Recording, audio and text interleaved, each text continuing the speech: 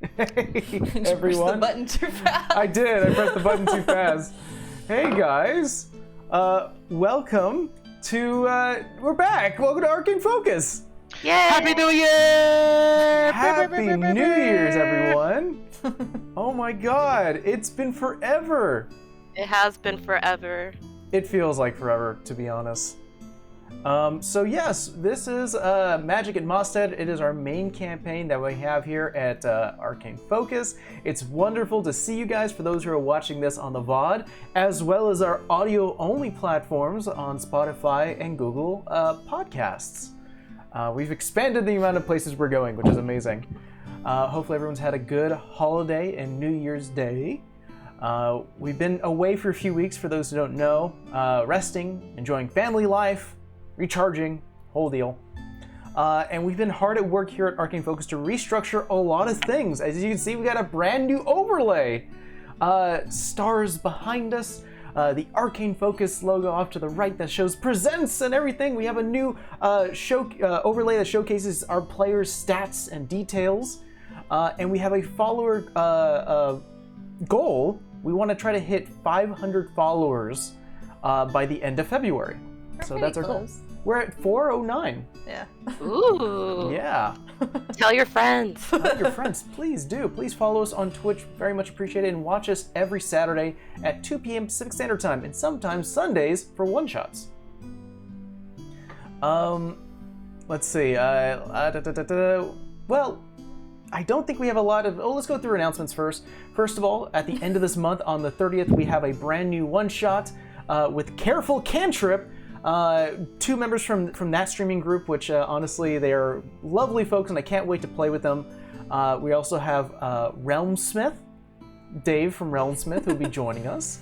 And lastly, we also have Burnt Toast, which is an illustrator. She's a beautiful illustrator, make these amazing creations and art, and we can't wait to play it with all three of them. So yeah, we have sort of a Ghostbusters themed one shot at the end of the month. I'm really excited to run with them. In addition to that, today's stream is going to be a half an hour shorter than what we were doing last year, but that's fine because you're going to get some extra content. The extra half an hour, we're going to end up making a brand new podcast show. We're going to vent and just discuss about this last episode with all of our players all together, which is going to be really exciting, called Short Rest. That's what the show's called. It's gonna be mostly complaining about Mike DMing. Like, how dare you do that to us? How dare you? How dare you try to kill us for the 50th million time? It feels like that. That's probably what's going to happen. Well, guys, before we go to a recap of what we did last time, I think it's important for those who may be just joining us now to get a better understanding of our players and our characters. So, let's go through, let's meet our heroes. Vera Kavad Kane, an Eladrin Unity Cleric of Palor, the god of the sun. Yeah. Daughter to the Kavad family, the owners of the Season's Bounty Hunting Guild, and now known escapees of the Feywild. Her parents, driven from their home due to a monster that has captured the rest of their Eladrin tribesmen, as well as her uncle, Davis. Driven into the world of adventuring due to the loss of her soon-to-be husband, Uthiel Kane, and after some trials and fights, brought him back from death's icy grip. As he currently stands next to her, Vera, it's been a while since we've described her. You've made some changes to your look and made some new armor. Got some new armaments. What does Vera look like? Her hair has probably grown out a lot longer than when we first started. Her fungal growths are probably more grown in now. Mm-hmm. Trying to think. Her armor slimmed down from when she originally got it from Uthiel because it was meant to fit a man and not a woman. So that's now slimmed down. She has a tattoo on her back of Palor. She has a Feywild tattoo down her hand, coming up her arm, and she has two other little wannabe tattoos from from a little girl on her hand. Yeah. And she still has the Troop 14 on one side, and then she has the Season's Bounty's crest on the other side of her armor. And she's probably a little bit more built up. Like, you probably can't tell underneath the armor, but she's probably not as slim as she used to be. Because she wasn't fighting Leviathans and fire giants and crazy shit before. True. Let's meet our next hero, Roly Barnwell, and to some, Roly Brand. A human juggernaut barbarian, and most recently, Hexblade warrior of Dendar, the Nightmare Serpent. Son to a hardworking and loving farmer who instilled the use of Roly's great strength to help those, especially his town, as it was plagued with a deadly disease. He was able to find and fully cure this curse and this ailment after travels and making some friends. As well as learning about his mother's side of the family and the lineage that comes from his bloodline. Roly is many things. A bear to his cubs, 2-time gladiatorial champion, and the descendant of a golden dragon. Roly. Oh, there's a new title. Sorry, I forgot. Oh, what's that? Eater of Tamales. Okay. In game, have we encountered tamales? No. Little known recipe of my people. Oh, really? I thought you did potato, not corn. Did corn too. We It's tried. a farm. We do everything. They're just famous for corn. There's Or for Yeah. potatoes. They're famous for Potatoes. Potatoes. Roly, it's been a while since we've seen and we described Roly flat out. He's definitely had some new equipment and some changes to his skin. What does Roly look like? Well, think of old school Arnold Schwarzenegger, but a little bit more thicker, and not muscle wise. I mean, just like thick. Yeah. The tamales definitely got to him. Every festive time of year, there's that tradition.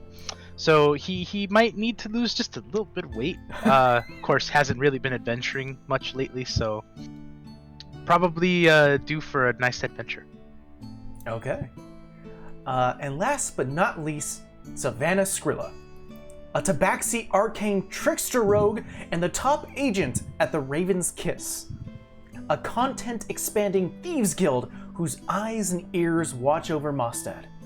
Born into the Spotted Back clan, a very exclusive and elusive Tabaxi tribe, Savannah uses her keen senses, mobility, and literal cat-like reflexes to not only excel as a runner, but also as a well-respected member of her thieves guild, the Raven's Kiss. So much so that she's learned the secrets of her guilds that her guild houses and has become stronger for it. Savannah is not only a dexterous individual, but also, after some training from her good friend Leon, has also learned how to weave the arcane around her. Her pool of friends doesn't stop just there, though, as she is also a being of two minds, as a spore symbiote named Felix has claimed to protect and assist her.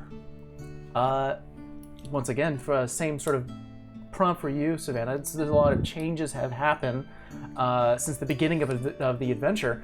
What does Savannah look like?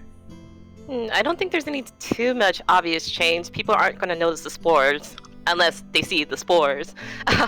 You're looking at a 5'10" tabaxi, gray with black little spots all over her. She's built kind of like you would think she's of grace, of like a dancer type build, always in her cloak. If depending on what side of Mostead you're on, she might be, your typical tabaxi, or she might be this odd, strange creature that's here for some reason. Well, together our party, the Three Griffins, have made many friends, foes, battled monsters, made alliances, and explored a good amount of the continent of Mostead. However, there's still so much more to go. Last we left our heroes, they were battling a wave of undead as a small dwarven man sits on a rock laughing and watching as his plan starts to overwhelm the party. Just then, Uthiel's old troops, Troop 14, arrives and gives aid, and as the tables start to turn and they start to beat and interrogate the dwarven man, now revealed to be some sort of shape-shifting changeling who is loyal to a pirate king, Blood Eyes Belladonna, a woman who's been looking for a map that Savannah unintentionally stole when way back then. Blood Eyes will stop at nothing to get it back, but sadly, Savannah delivered it to her guild and has no idea where it could be now. The party leaves after slaying the changeling and talks to the rest of Troop 14. The reasons why they are here in the the reason why they are here in the shoreside city of Uldale was to collect. Oh, sorry, It's been a while, guys. So excuse me. We're coming back from the holidays. I should repeat. The reason why the players are here in the shoreside city of Uldale was to collect the troops and head to the kingdom's capital of Isenby, all in an attempt to hold a trial. Now, it's been agreed that upon investigation, and that an investigation needs to be conducted within the kingdom itself. One of the kingdom's generals, a Lily Underwood, has been a thorn in the party's side for quite some time now, and has really been the cause of many tragedies. She was killed by Vera, and thank the sun god. Excuse me, there's a cat on my lap now. Thank the sun god. But there's no telling how far this web of deception and corruption goes within the kingdom. What's going on, Careful Cantrip? Got you in chat. Hey. Yeah, we have the cat here. We rejoin the party as morning comes. So if you spent anything, you have a long rest. So don't forget that. And you are currently going back downstairs to meet with the rest of Troop 14 for breakfast and to discuss what needs to be done. That's actually happening now, but something I forgot to do since the last game. Savannah, you rolled fairly well in investigation the last time when it came to searching the body of the changeling, and you were able to collect a few things. First of all, you do have this very gnarly looking dagger that is almost like red-lined, has some sort of intricate arcane weaves around it, as well as what looks to be a very heavily like reinforced studded leather armor. So go ahead and mark that in, that you have what looks to be, I will say for the armor, it's easy to find out, that's a +1 studded leather armor you have. As for the dagger, it may take some time to investigate. And since it's the night before, by the time we wake up, would I be able to investigate it? Or, oh, I see cat. Sorry. You can, we could say that you spent a lot of your night looking at it. You do recognize this as a magical weapon. Does require attunement. You did use it once before, and it did some serious damage, like 3d6 plus your dexterity. So definitely sort of a bonus. And I have written down skull necklace. Yes, you picked up a skull necklace on the changeling who was pulling that and using that as his arcane focus. At this point, the skulls, all of them which were shining this green color, have died out. Okay. Alright. But we join our party as we come downstairs. Yeah, because I think we spoke with Dead, and then we like shooed them out, and then we were gonna go down. Correct. We're finagling a little bit of the time since it's been several weeks since we played, but essentially we're refreshing everyone right now, making it easy for travel or talk if you wish. You do see that this open tavern space where people are having food, the smell of breakfast fills the air. The troops right now are all huddled up together, talking to one another. You see that like Torres is like holding a big jug, like a big stein, like full of coffee, who's currently drinking it, talking to everyone. You walk downstairs, Vera walks downstairs with your husband, Uthiel. You all meet up with the party. I'll say that Thomas, sort of the human, meek-looking, brown hair, definitely the scout of the group, looks to you all and goes, did you have a good sleep? Was everything all right? I heard some talking. Yeah, I just had to take care of something. Okay. Well, and looks to Uthiel, sort of gives a wave, definitely recognition. Torres, the half-orc, now default leader of True 14, scars everywhere, heavily armored, definitely a abrasive woman, looks to, like, Rolly Savannah and is like, especially to you, Savannah's like, is that fucking new armor? You like it? I do like it. I don't think I'd want to wear it though. Why? Taps the metal plate on her chest. Something a little more sturdy. She likes to get hit a lot. Oh yeah. I hide and I run. I can't be like her. A thief and her armor would not work. That would not work. You gotta wear something like Thomas. And Thomas is sort of wearing this sutter leather armor. Hood over his head. He gets it. Yeah. No, you have to... You can't give away your position. Exactly. Yeah. No, I got you.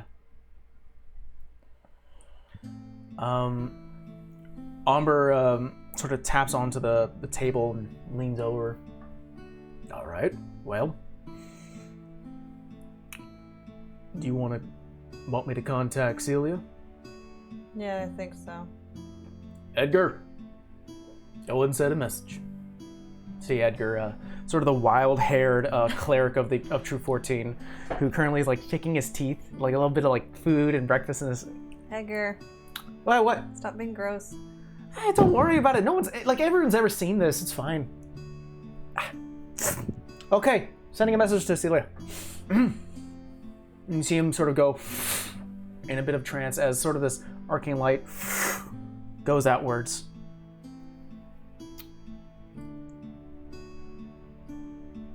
All right, she's expecting us. That was fast. It's only 25 words. I know, but I didn't think she was like, oh, okay. It's early in the morning. You think she's up? She's probably working, to be honest. Probably. Yeah.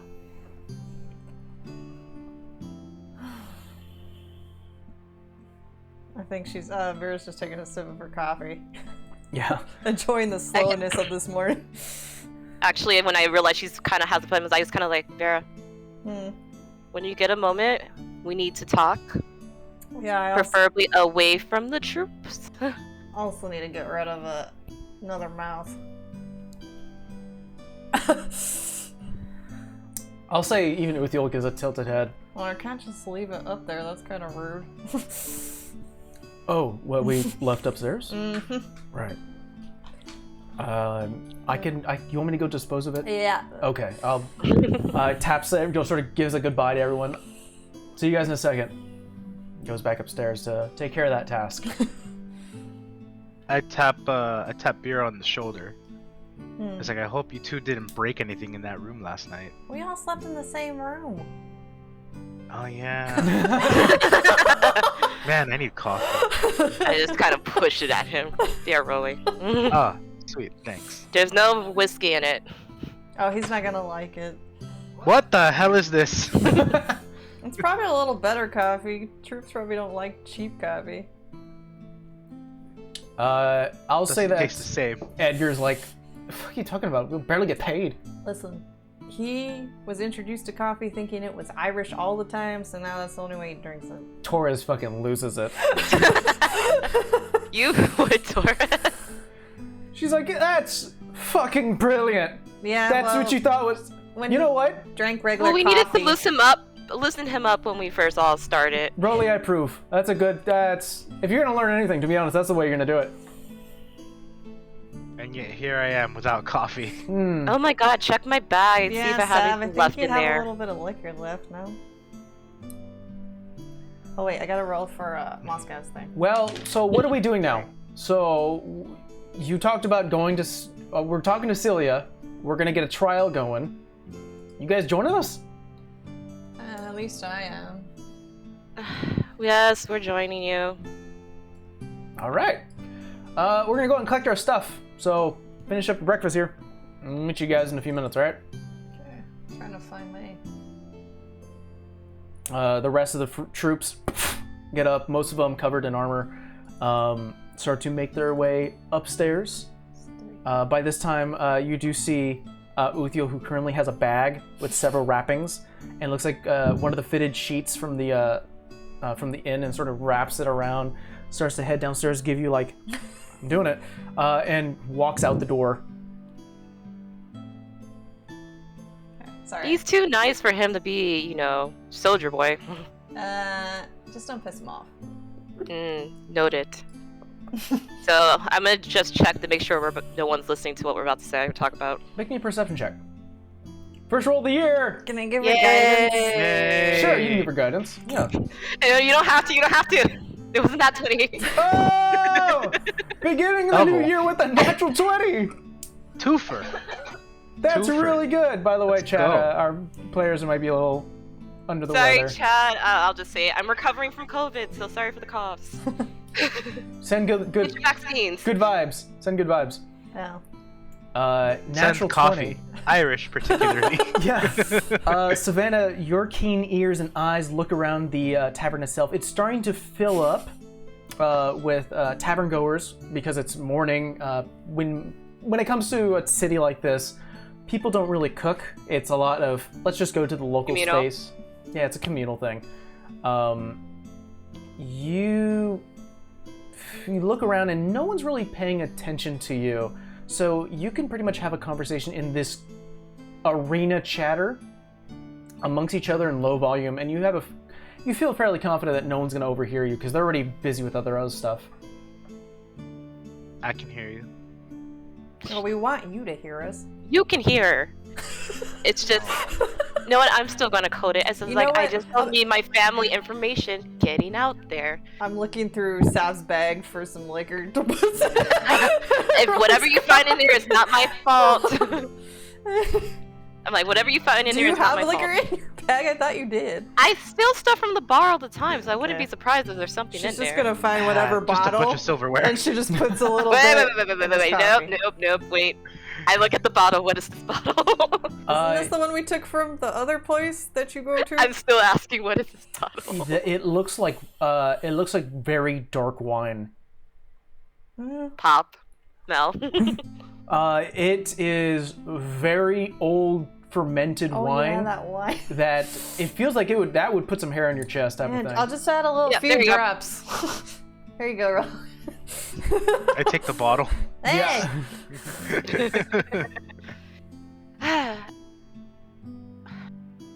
I know I said I wanted to go back home to deal with my issue, but I'm not going to leave you, especially since you've already made your word to people. So what I was thinking is we'll have to message Uncle Richard sooner or later. Yeah. Maybe later in the evening once we get to where we're going. Well, how quickly does he move? Like, do I need to give him 24 hours, or is he pretty good on short No, notice? he's pretty good. He's at our bar, so he should be fine. Yeah, I don't mind. Do both as well as we can try. I just don't want to miss that trial, given all that we know.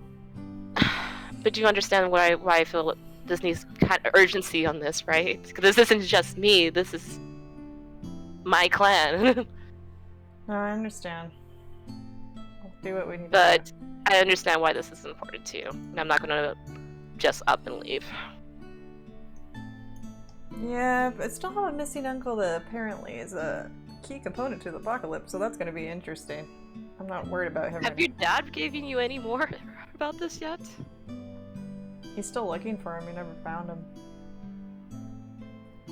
Oh man, this wine is really dry, but it's really good. Yeah, it's like you drink it, you're like, Just make sure you have your walking legs, sir.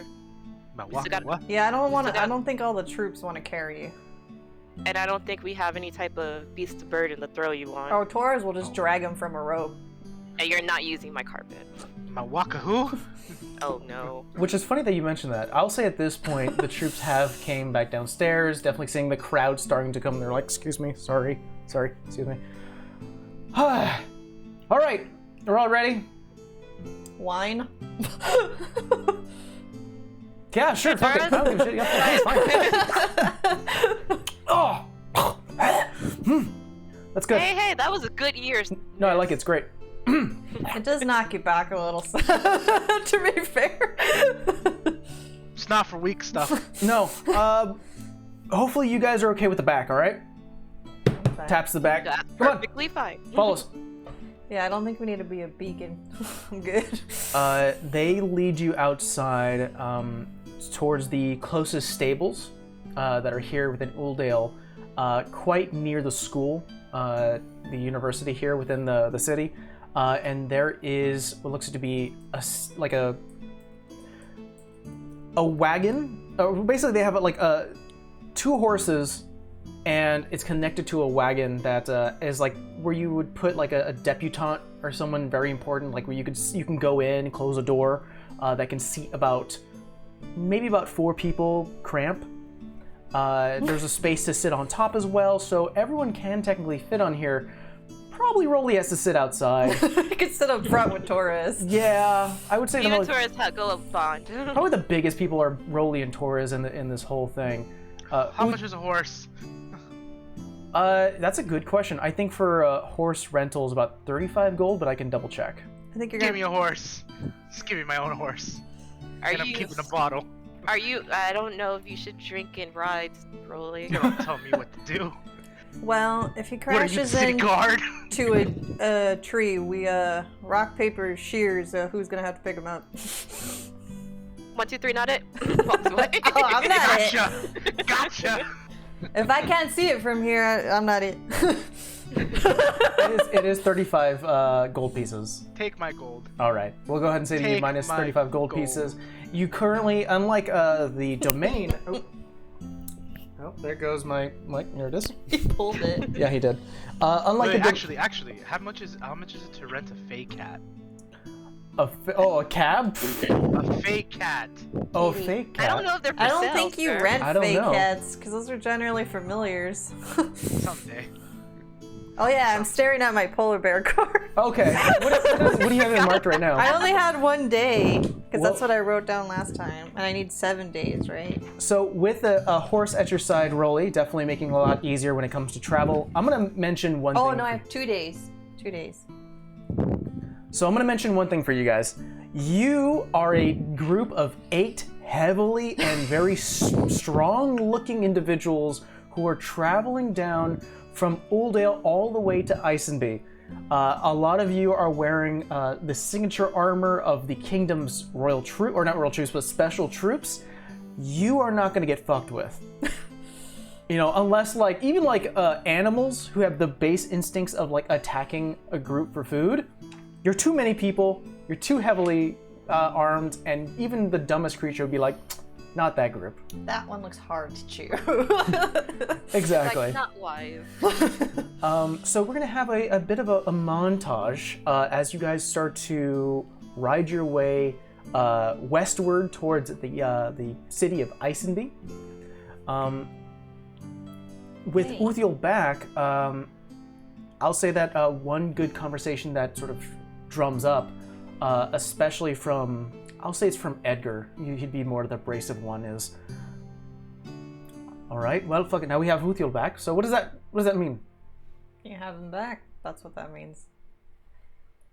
Until he's reinstated, I don't think it means anything. No one knows he's alive, so how can he get reinstated for your commander? That's a good point. That's a really good point. Well, what do you think? Do you want to go back? And sort of leans backwards towards where Uthiel's currently sitting, and he's like, I don't know. I think he has a new service, let's just say that. I mean, retirement's always an option. Just saying. No, it's true. He serves another master now. I don't know if I can retire. You won't. Huh? I mean, not from that service, but I just mean. No, I just in I don't- general, he's not the type to retire. I think that if anything, and he goes over and puts an arm around Torres and goes, sort of taps her shoulder in the front, goes, I think you're doing a great job. And we've always enjoyed your rapport, and you have a good thing with the troops, and I respect you enough to take over. if anything, if the kingdom wants me back, I'd rather just be a city guard, connect with the community again. I feel that's rewarding enough, and I've been given a lot more ways to do it now, and sort of motions towards Vera. I mean, you could always till that old lady's ground over there. She was a real big fan of you and Rolly. Yeah, I didn't know you had a green thumb there. Well, like I said, he serves another master. That's what marriage does to you. I'll say that Uthio, who's the one who asked you all to gather the troops, who is sort of more worried about the trial, sort of looks to Edgar and goes, Did Celia ever say how long it's going to take? He goes, oh yeah. Last she mentioned it would take about 2 weeks to get a thing, and it's going to take us about a week to get there. So we'll have about 7 days to kill. Okay.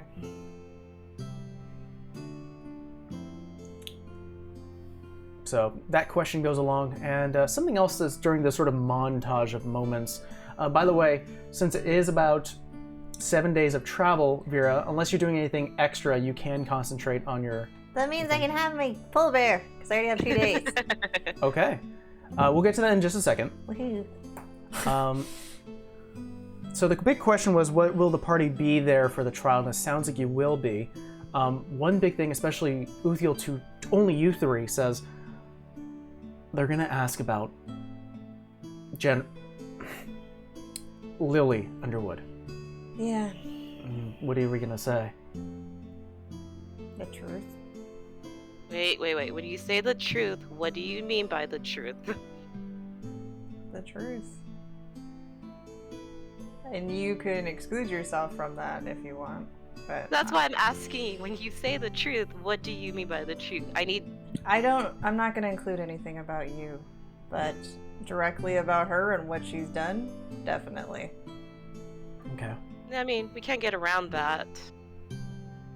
Because if they don't know now, they will know soon.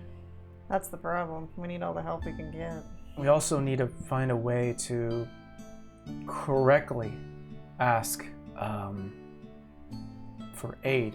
I feel like it's not a good idea to tell the king that members that he's chosen were an incorrect choice, or to cause a panic. I'm not going to tell him she was the incorrect choice, but he needs a harder look. Because the fact that she accomplished all that and that high of a rank is not a good look either. Yeah. I'm just gonna keep asking us, and we are sure the king is not involved. There is no sure way. I mean, I can cast a spell, but I guarantee you they're not going to allow me to do that. I haven't had a lot of time with King Caspian, so I don't know. I've never been to the royal throne room at all. We can ask Celia. She's works there. Maybe she got a better But read do on we him. trust her to tell us the truth? Why wouldn't I? I don't know. My own fears, because every time we think like we figured this out, we find out just how much deeper it goes. I mean, we don't have to tell her everything. We can just ask what she gauges on his demeanor. Whether it's right or not is... Yeah, she doesn't need to be involved. We just need to ask what we should expect. Yeah, how he is, how he treats the people he is closest with. Just like a basic question. We don't have to get super involved. Just if she's been around him long enough, she has to know something.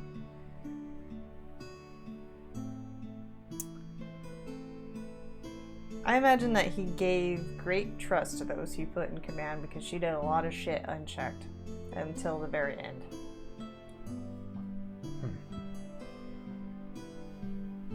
Not a bad thought. Kind of want to talk to the other general and see what she remembers. I don't know how to go about wording that question, but unless they did something to her where she forgot. Scarlet, right? No, not the new one. Oh, the others. Yeah, the one that she had to strip her voice. Who? Wait, what? I forget her name. She was at the ball. You weren't there. She's another general that Lily knew, and she's a ASMR. She's an angel, wings. She needed a voice of a celestial in her readout, and she named that general as doing something to her, but I don't know what. Kingdom General? I think so. I have to go. Amber would have to look back in her notes, but yeah, I think so. She was at the ball that she hired as guard for. I vaguely remember this. I cannot help you. Roll me an intelligence check, Vera. See if maybe this comes to mind. I know I wrote her name down. I'd have to find it though. I don't remember my modifier. It's 13 plus something. DC's 15. 14. No. Oh. It's can't. You don't remember her name. I'll just give you this much. You don't remember her name, but you do remember that she is not from the kingdom. Okay, she's not from the kingdom. She's from the domain? She is from the domain. She is the Royal General of the domain. Okay. Correction, Royal General domain. Yeah. I will find it in here though. Damn it. I will say that the last thing that happens during this sort of montage of moments, unless you guys want to interject and say that you do something for the travel, Vera. We still need to send that message to Richard. Oh, yeah, that's true. I don't think you want me to send it in here. No, I was figuring like some point at the night we'll be able to like When people they'll are like go to asleep. sleep or something. This is a full montage moment where you can interject yourself in during any time during this sort of time frame. Okay, so I will send a message that it's urgent and that we need to meet with him. Okay. And then like whatever time I send it, I'll tell him the lead time out that we are from there. I think a response that you would get, and I would say during the days and nights of doing this, he does ask you, one, where do you want to meet up? Because that's important. And two, if he should bring anything with him. I asked Hold on. Seth. Pulling up the map so I can look. He's not afraid to travel anywhere, Hmm. but he just needs to know a place where he can stake out and wait for you. So where are we exactly? I would say right now you are, well, on the map itself, sorry, I don't know why I'm swallowing so much. On the map itself, you were going from Uldale and sort of making this line to Isenby. So you can be anywhere on this line here, as you're currently traveling that way. But your main goal is to get here in Isenby. Is he comfortable to meet us in Isenby? Oh, he would be. Richard is very adept when it comes to hiding himself. So I think he just needs a location. He just needs a location.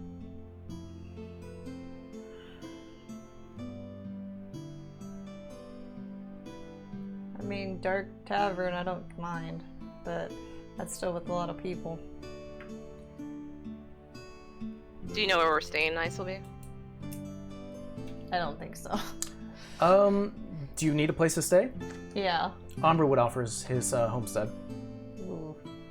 Maybe somewhere near his house. He's got kids. I don't need to be bringing people to his house. So we have a tavern or a house that has kids, but kids are a bad option. Tavern's probably is going to be fine. Alright. Okay. We'll say that you agree upon to meet at one of the local taverns here in Isenby, the closest one to Umber's homestead. Yeah. But so that message has been sent. I'll say through the course of different spells and days. Vera, as you focus on the card that was given to you during your wedding gift, She's just staring at him this whole time. I'll say during one of the days where you don't feel like being toted around inside of this buggy, you decide to get out, walk, just sort of having a hand onto it, because sometimes you want to stretch your legs. Yeah. The car starts to glow this white light, and it shoots up what looks to be like a small bit of snow that starts to fall into the ground. A lot of the carriage and horses stop, being pulled by tourists who's looking back and like sort of hearing this arcane eruption. everyone's sort of confused, and now eyes are on you and what's happening with this card as multiple like bolts of snow and sleet start to fall down around you, and it actually comes to a point where it gets to near the floor and it stops, like something invisible is there, stopping the snow. And it continues on like this until finally whatever that invisible being or beast it may be starts to get covered, fully covered in white. And now you can see what looks to be a very obvious look of what looks to be a small quadruped beast. What color would you like your baby polar bear?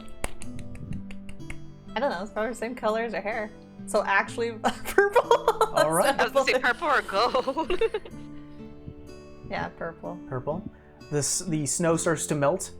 She's got little gold flecks maybe in there. Okay. Well, our golden eyes. Yeah, there All we right. go. We'll have a purple polar bear, and it opens its eyes. with Is she this- small enough so I can pick her up? Yes. Okay, I pick She's her up. like a legit cub. She is a legit cub. There, you look at her, or it, Vera, and you see through the golden eyes given to you by the magic and by what Igno has provided you. There is some sort of mental connection that you have with this, and like a Find Familiar, you have access to the spell Find Familiar. Huh. However, the only animal that appears is your golden or your violet bear. It's purple. Purple bear. She's like a lilac purple. What would you like to name your bear? Oh, I don't know. She's gonna pick it up and then she's gonna bring it to the group. And me being me, it's like, oh my god, it's so cute. and I also in my head, I'm like, look, Felix, you get a cousin. But Rolly, now you have to scrunch up now that Look, there's Rolly, a bear. we have a new cub. Like a literal one this time. Like a literal cubs in Dorley's face. I like bears. It as you're bringing it into the carriage, Rolly's sitting there and actually just sort of puts a paw over Rolly's one of his massive legs and just goes to bed. Oh, so cute. It likes you, Rolly. It's not mine. Hey! But you continue on. So as the ability of Find Familiar, you can snap it out of existence, goes to a safe demiplane, and you can bring it back whenever you want. Sort of a way so that if you ever need to go, oh, it's not a safe place for you, you can snap them out. Okay, well, she's keeping it in her lap. Uthiel definitely is like, that's... Did you choose that color? Mm-hmm. It reminds me of the polar bear that we had at the wedding. Mm-hmm. Violet? Violet, yeah. This was one of their gifts to me, but I had to wait until it was ready to come out. Oh, that was that older man. That's what he gave us. Igno, yeah. He's a wizard. A very good one. Yeah, apparently. You guys made some good friends. That's incredible. Wow. So what'd you name it? I haven't named it yet. What you gonna name it? I don't know. That's why I brought it in here. Maybe we could figure out a name. Is this irony how this one is actually Violet? I'm not gonna name her Violet. No, we will not name her Violet. Is it her or it? I think it's a her. Her. It's a We her. will not name her Violet. Roman will never let me live that down. I don't think he'll let me live it down. I think Igno might find it funny, but I don't think Roman will find it funny. Well, it's definitely funny. I don't know. Luthio, maybe you name her. Me? Why me? I don't know. We kind of like came up with our group name. You haven't gotten to name anything. I came up with your group name? No, we came up with a group name. Oh. Rolly named his I think weapons.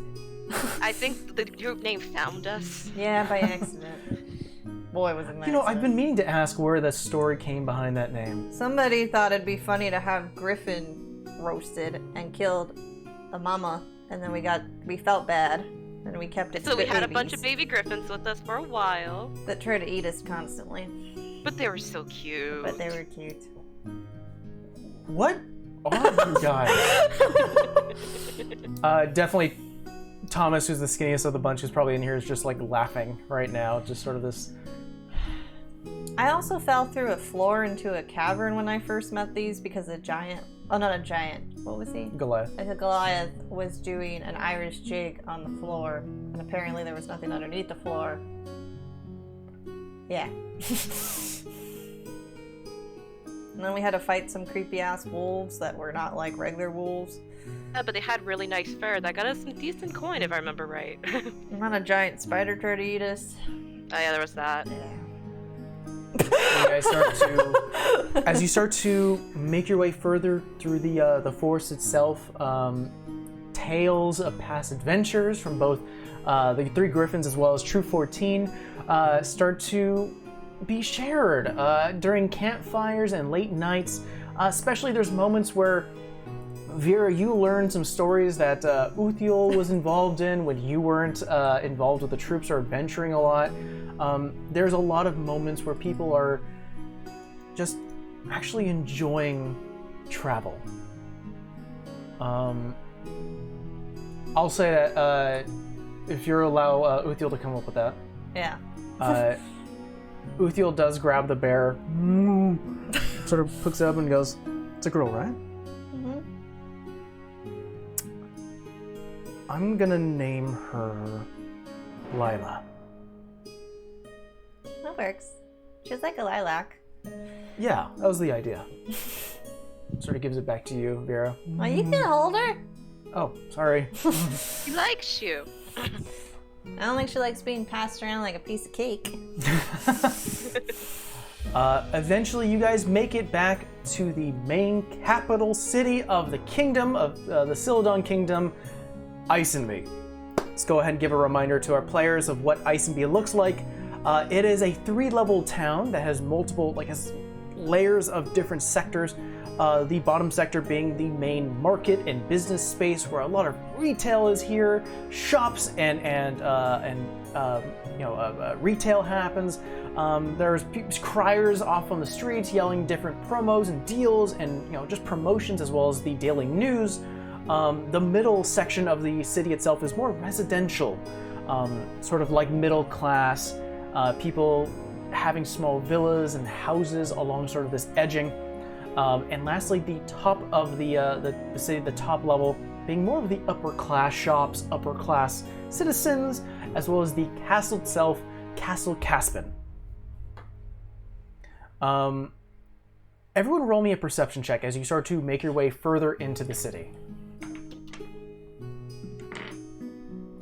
19. 19. 19. 19.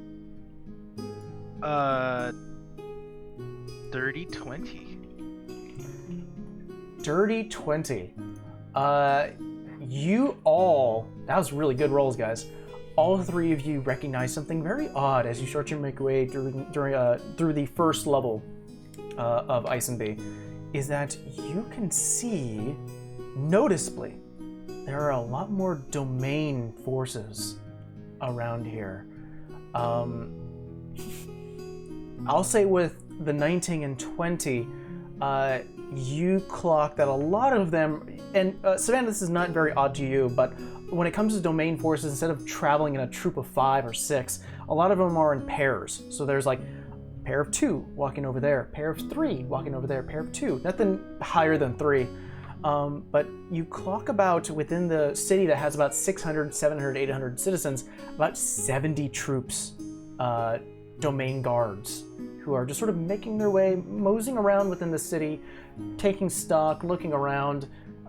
It's an odd sight to behold.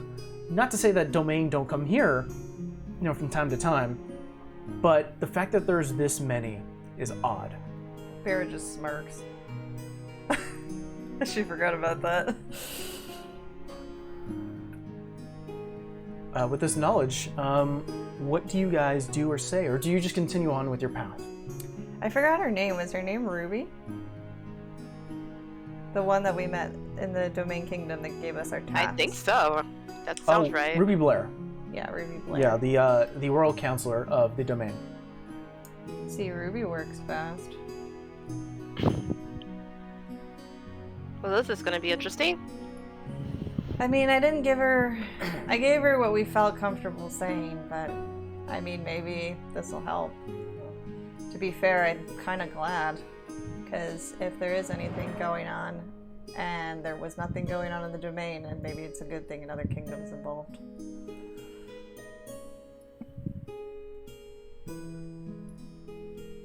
We'll see. All right, where to, guys? Guess Umber's house. All right. As you start to go through the middle section, Umber doesn't really live in the upper class. He's sort of middle class. Middle section of the city itself, passing by numerous shop traders, domain as well as kingdom guards who occasionally pass by each other. I'll keep your rolls too. There's something about the kingdom guards where they look at the domain ones and there's a bit of a relinquish of power. Definitely a sort of like, carry on type of feeling as they walk by. Roll me another perception check as you guys start to walk past several of these groups. 16. 16. 22. 24. 24. Yeah. I'm gonna go and give you guys that. That's a lot. I'm gonna give you guys that. Those are all good rolls in a moment. Last thing I forgot to mention, some other things that sort of caught your eye as you start to walk through the first floor, or the first level of the of Ice and Bee, is that there's a brand new shop called Oldman and Trude's, and you can smell what smells to be pastries. Oldman and what? Trude's. For those who are paying attention, that'll be a fun thing. But continuing on, you hear talks about General Templeman, as well as Chosen Hardy. There's been sort of, you can hear like two members talking to each other, like leaning against the post, and one's like, "So how long do you think we're gonna be here?" Probably another week. I don't know. I hope General Templeman's gonna give us the word soon. It's too hot down here. And just sort of continue on. You are led to the second level. By the way, guys, interrupt me if you ever want to. Second level, where there is a fenced-out white picket fence home that surrounds what looks to be a very expansive yard. Flower gardens off to the side. Everything is prim and proper, like it's just been cut. The grass itself, a stone with moss growing above it, a walkway that leads from the entrance or the road all the way to the home itself. The home is 2-story, a bit larger than yours, Vera, when you had one here in ISMB. It is, you see like different chimes, toys that sort of scatter the yard. You see a wooden horse, like what you grab and put underneath between your legs, like the hobby horse. It's been thrown to the side. It's been like messily painted, and you see like it's been weather warped. And sitting out there under a shade in what looks to be a rocking chair is a blonde-haired woman. You see that she has sort of like these very straight features, sort of a sharp nose, hair that's sort of pulled back into what looks to be a tight bun, these small reading glasses upon her nose. You get a sense that she's middle age, about like maybe, I would say like 45, about maybe a little less around that age. Definitely a lean person who currently is reading a book at the moment. And Amber sort of takes lead, opening the gate. You hear the opens. She doesn't even look up from her book, and she goes, "I told you to fix that. The sound is getting worse."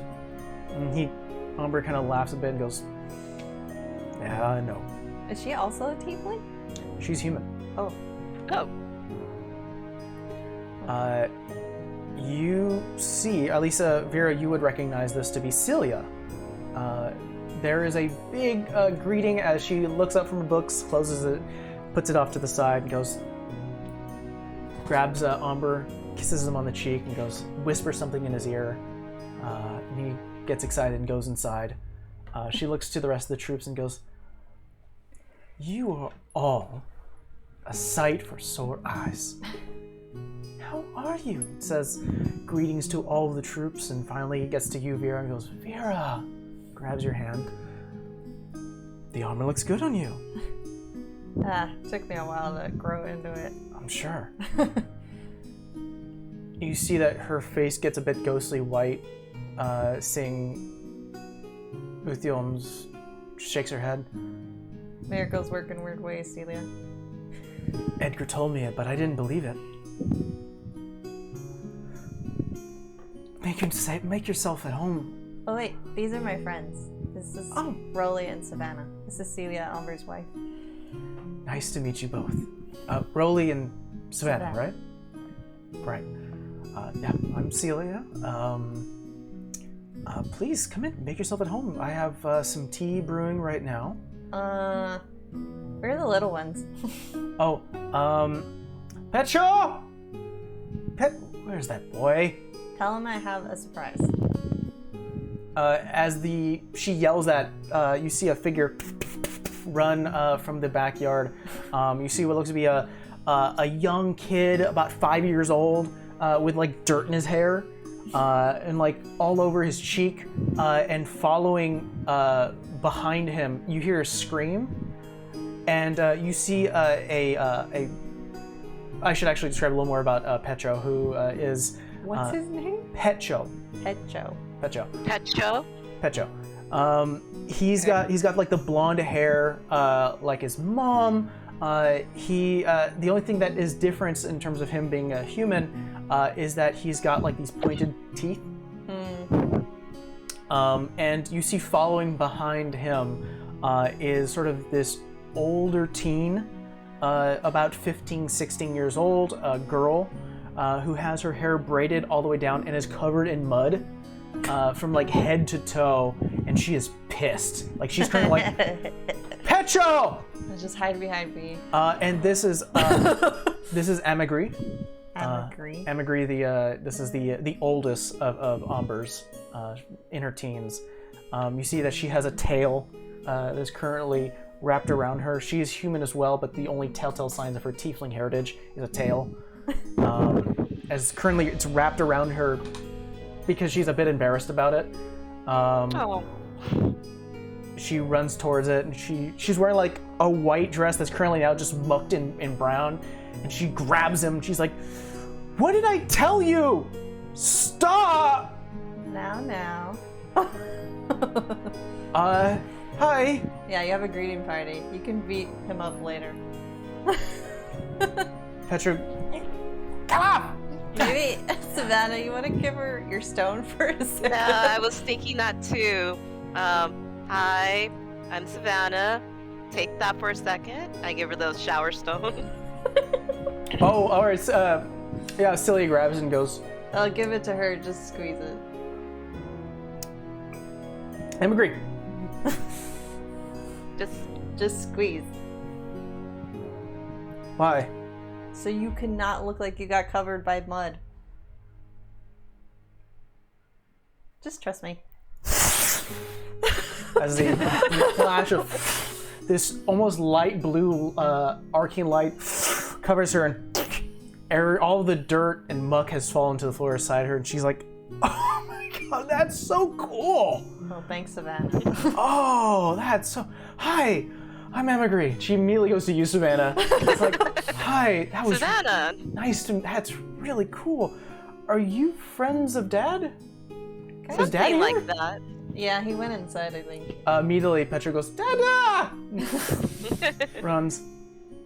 Come inside. Let's go. And you guys find yourself within the homestead of Amber, who's currently was looking for Petro and is like, Petro, where's that boy? And finally, door opens. He grabs him. Hey, buddy, Oh man. And grabs it, gets an arm around like a dad, like grabs Emma Green's like, how you doing, girl? Oh, it's been a while.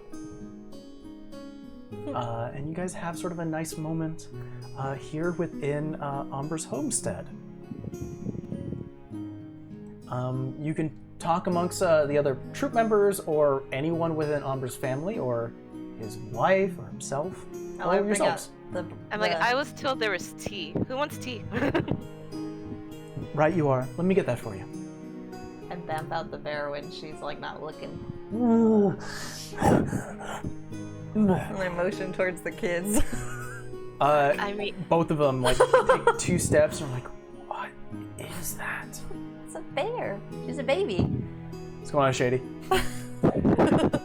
I look at Rolly and I'm just like, I never want to hear you guys yell at me about giving kids knives ever again. She's a bear. She's not gonna stab them.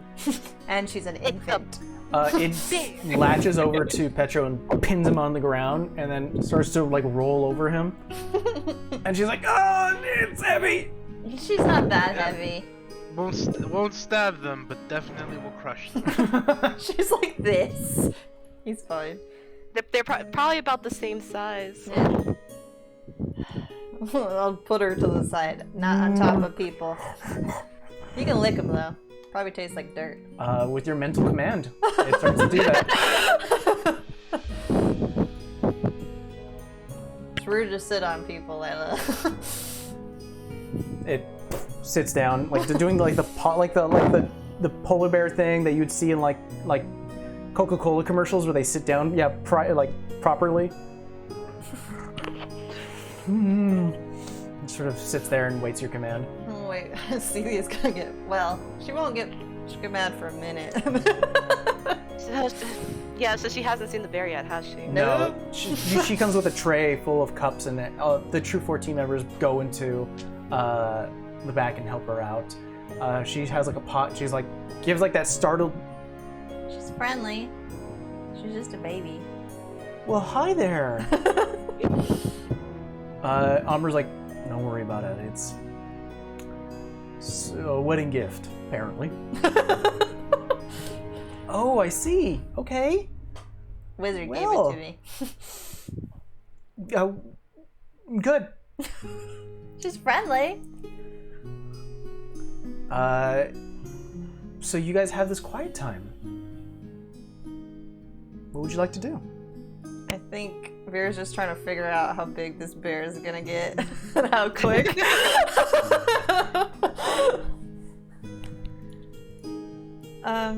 Celia, I meant to ask you. I mean, you're the only one that's worked closest with him.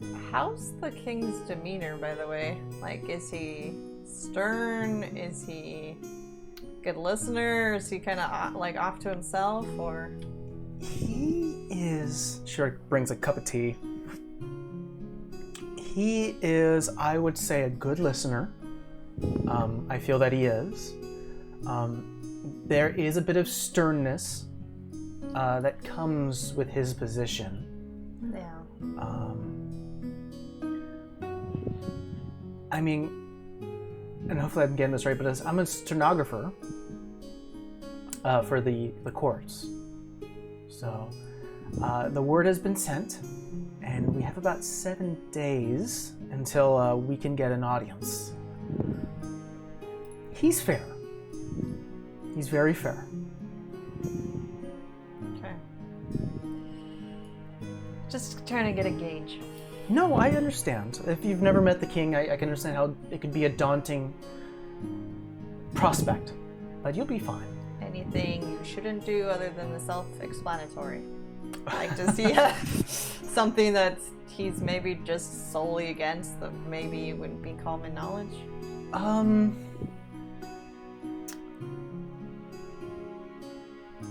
Like his father, he's very stuck in the old ways, so it's very difficult for him to change protocol.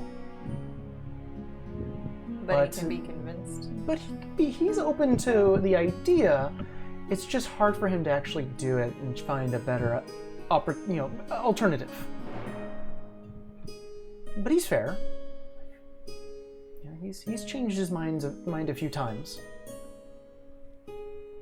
That's good, I guess. How Um, long has the yeah. domain been here? Oh, they've been here for about 2 weeks now, maybe a little less. There was a Did he have a meeting with anybody from the domain? there is the world general from the domain is here, as well as one of their chosen. Which one, if you don't mind asking? A woman by the name of Raimi Hardy. Raimi Hardy. Yeah. I think I've heard of her. We've I don't met. think we do have. Met when they're chosen. That's who gave me the polar bear. Chosen in training. Well, no, Igno was chosen. Oh, that's true. Yeah, we also met a chosen in training. She looks over to your hand, Vera, and goes, "When did it happen?" Oh, yeah, it was kind of a rush, so don't feel offended if you didn't get invited. It was kind of a... No, it's completely congratulations. Thank you. Uziel sort of smiles and places a hand on your shoulder, Vera, and like sort of accepting it. We wanted it to happen soon. Thought you meant the tattoo for a minute. Oh no, those are lovely, but I was talking about the ring.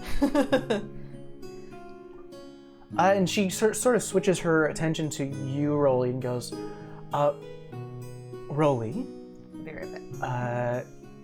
so what do you do? What's your line of work? Just a simple farmer, ma'am. Well, we wouldn't, our lives wouldn't be here without those farmers. I wouldn't call them simple, though. But why is that? They're essential. He's being modest. He's also a great gladiator warrior. What's your last name? Barnwell. And you see like this gasp of recognition. She's like, I knew I've heard your name somewhere. You won the Eclipse Coliseum. Well, I didn't win it. I won it with the help of my friends. Well, regardless, I think you've got a big career beyond farming. Yeah, we've been known for farming. You know, we worked really hard for that reputation. And I don't know, I wanted something more. Well, you're doing a great job, dear. I think so. Thank you. And Savannah, pleasure meeting you. I don't think I've met a Tabaxi before. No, we don't come down to the kingdom that often. Even though I've seen a lot more domain people are suddenly here. Well, I know from what Umber's told me, the domain does enlist the aid of Tabaxi kind. Are you also part of the Striped Leg? Different clan. I see. Oh, that's interesting. Okay. What do you do? I'm a tabaxi of many trades. For a long time I was a runner.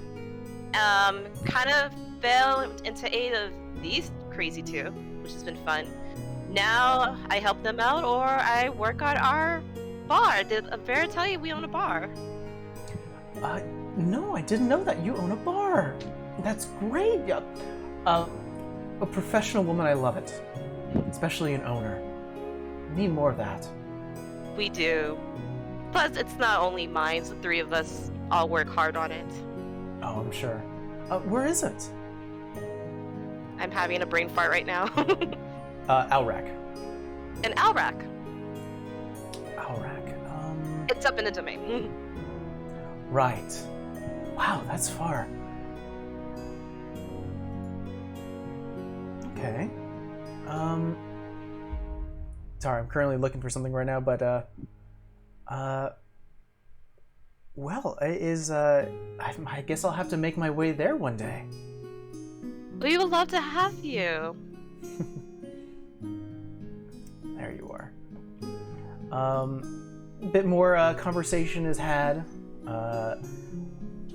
but it's up to you guys if you want to continue this, or if you feel like you'd like to fast forward a bit.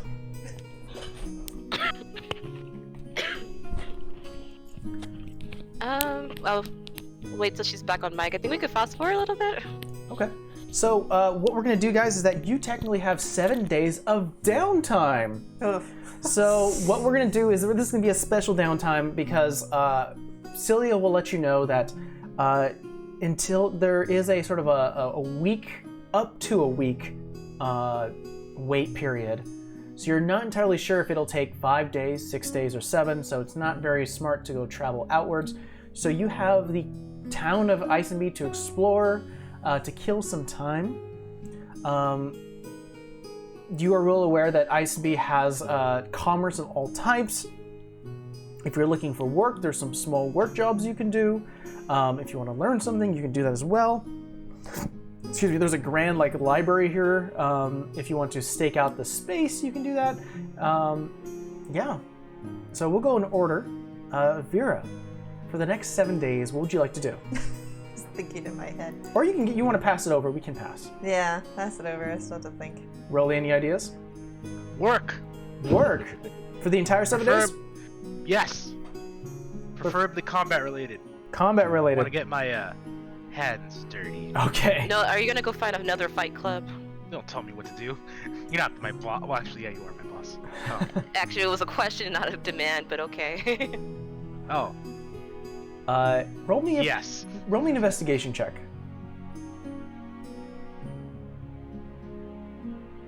Ooh, 18, dude. I'm rolling hot today. You really good.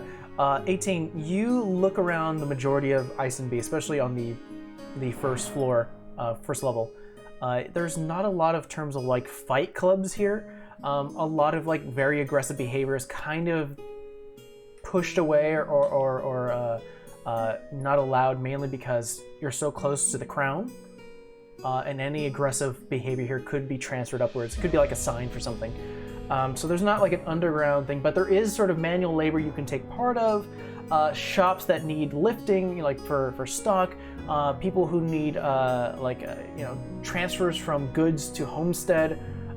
There is some manual labor that you can muster if that's okay with you.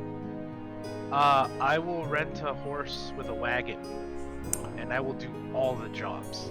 Okay.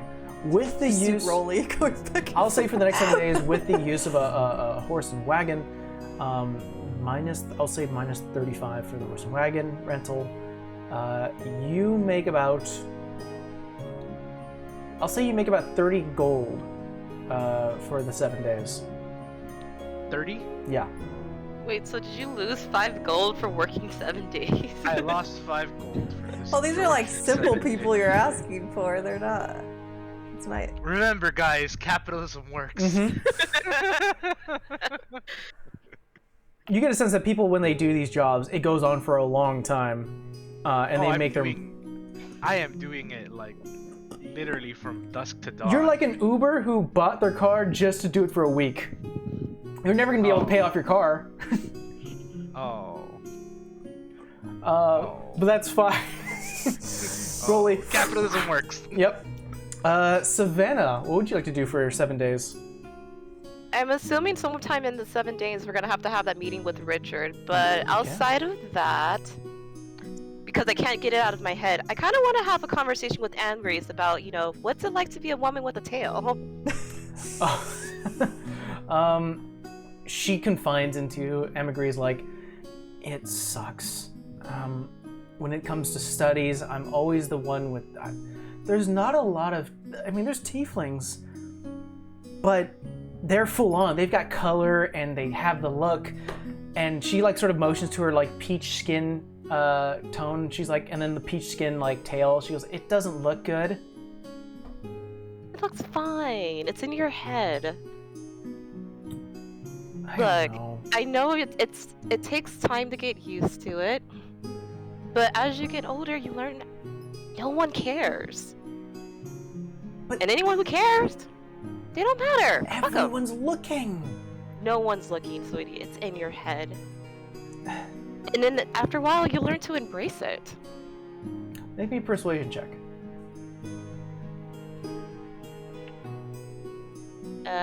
Persuasion 16. 16. You see, like, she sort of swallows a bit of that pride, a bit of that ego. And you can plainly see, like, the cogs in her head starting to turn a bit, like, is it in my head? Am I overthinking this? And for the first time, her tail starts to unwrap around her waist and sort of curls a bit in the air. She just sort of just holds it close. She doesn't say anything, like a teenager, doesn't really give you a thanks, but definitely kind of nods and... I'm gonna tell you a secret, though. The fun thing about having a tail, when someone really ticks you off, you get an extra thing to fling at them. She immediately looks over to Her brother. to Petro. I didn't say that, though. Okay, no, that's good. That's a good idea. Well, Vera, did you have an idea what you'd like to do for the 7 days? I think she's probably gathering. I mean, she is gonna do the meeting with Sav, so I think she's gonna probably split her time 3 ways, mainly 2.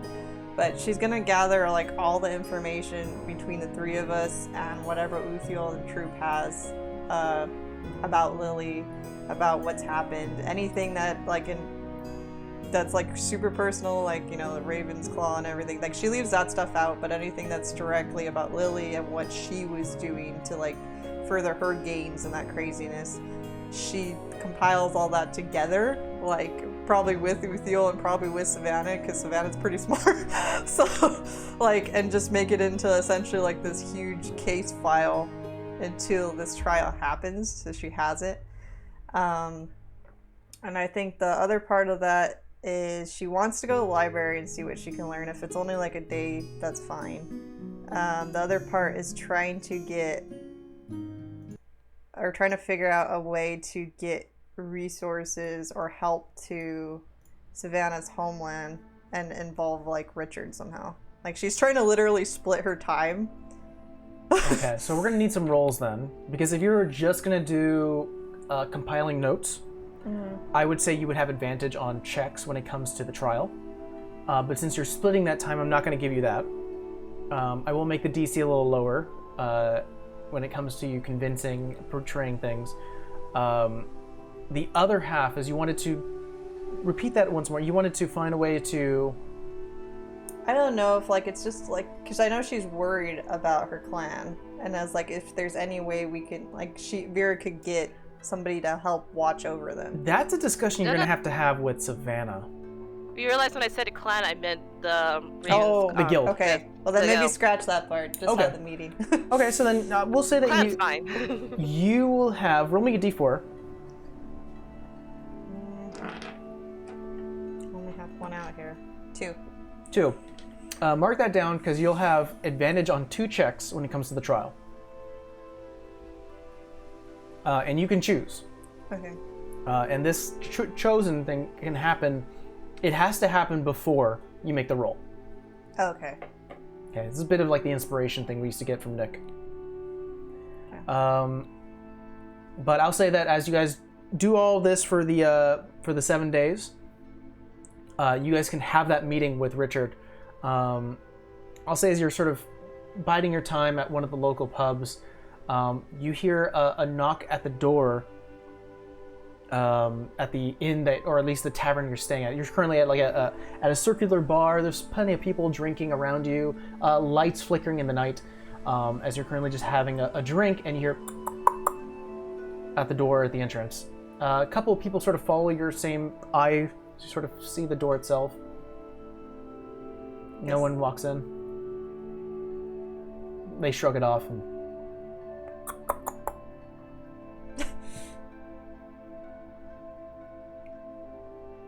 Go. I don't know. Is there a window near the door? No. you Can I get a perception check? Sure.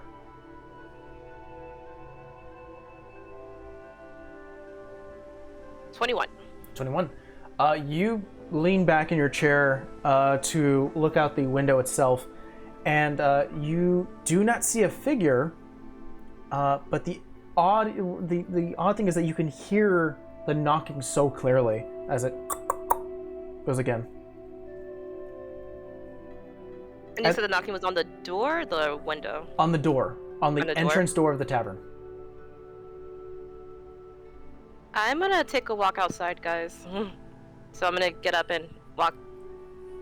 You get up and you open the door, and a bit of cool air hits your face as it's currently nighttime. You can see the night stars blinking in the darkness. This entire city is illuminated a little bit by the moon's light coming about. As you go outside, sort of bundle up a little bit closer to get a bit of the warmth, you can hear the very familiar sounds of horse hoofs on stone, leading from where you are further down the street. But there is no horses. I kind of look it through the window, see if Vera's looking at me. Please, are you looking at me? Are you looking at me? She'll look out. Are you giving me a sign? Okay. So I just kind of like... I get up and I go. Roll your following. All right. You start to follow this audible clue as it brings you further down the street to where you see where there's a T-junction.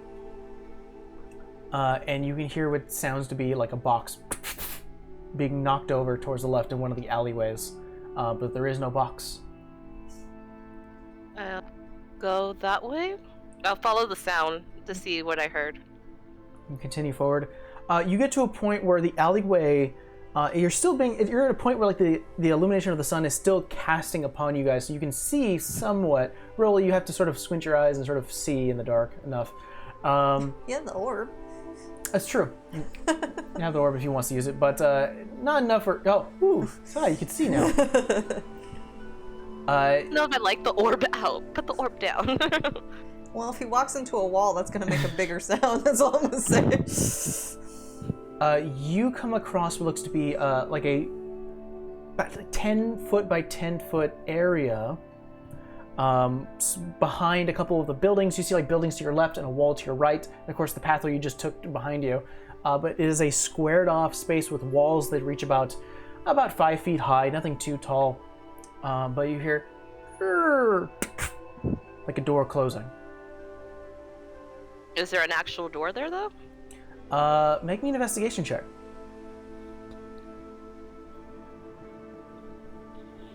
Not as good. That's a 10. 10. There's no doors around you. Has he always been this weird? I mean, like this, I kind of expected. The knock, threw me. It's not that it's weird. I'm gonna start filling like the wall area. And not that it's weird, it's just, I don't know. Well, I mean, I just didn't think he was gonna walk up and be like, knock, knock. Like, he could have got anybody. I think I've just learned to expect the unexpected. But now I'm stuck. Maybe if you ask Felix, maybe he can sense something. Felix! Yes, Savannah. Okay, so I heard a door close. My gut tells me there's a door. What can you tell me? He will use your ability of the Find Trap spell that you can cast once. Your bit of spores start to release from your mouth and sort of travel down your body to your feet, and you can almost feel your senses expand outwards, covering a wide section of the city as these like almost veins of spores search around in the area, and something pings in your mind, and you can see against one of the houses here to the west, a door glows. It doesn't glow for everyone else, and it's not like it's actually glowing, but it's like your senses can see there's a trap door there. Back to your vision as Felix returns. Thank Thanks, buddy. I'm gonna walk to the trapdoor. You open it easily as you know where it is. And there inside is a smallish room. There's a couple of barrels, a couple of lit candles off to the corner, and sitting at a desk, he's currently writing something, is the familiar Kenku form of Richard. You couldn't just say, "Hey, come here." I don't really know the kingdom capital that well. What is this place then? This here is a drop-off point. We use it occasionally. It hasn't been used in quite some time. But storage, dropping off equipment, personal effects. I'm assuming you guys followed me in? Yeah. Yeah, they've watched you, Savannah, open this door as it opens up. Me to myself, I'm just all like, I love that you guys don't even question it anymore. We went into like an underground tomb, man. I think at this point this is semi-normal in comparison. Huh. Well, come on in. Close the door, please. Close door. Yeah, close the door.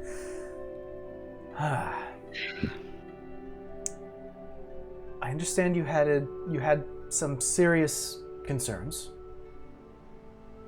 Yeah, we almost died. Well, that happens on a regular basis. Just to be fair. Well, I'm happy that you are looking well. I have to ask the question. Do you remember my first job? The map.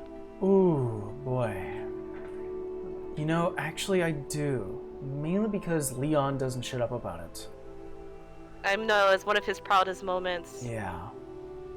He felt very happy that his understudy was able to break a record. I have to ask, who was our client for that? He leans back, you see the feathers sort of reach out, where's the talon starting to tap a bit as he starts to sort of get lost in the memory. The room itself starts to get a bit warmer now as the door has been closed. A lot of the candles are creating a small bit of warmth within. There's not really spaces for you to sit. A lot of it's like you have to sit in a barrel if you want to, or you can sit on the floor. It's a small space with chests and barrels. There's even like a hay stack off to the side. Thanks for a bit.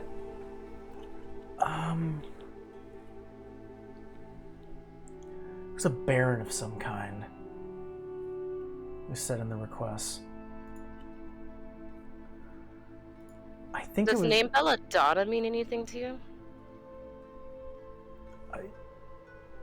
Yes. That is the ruler, the lord of... I'm gonna actually get the name. That is the lord of the Inneberry Islands.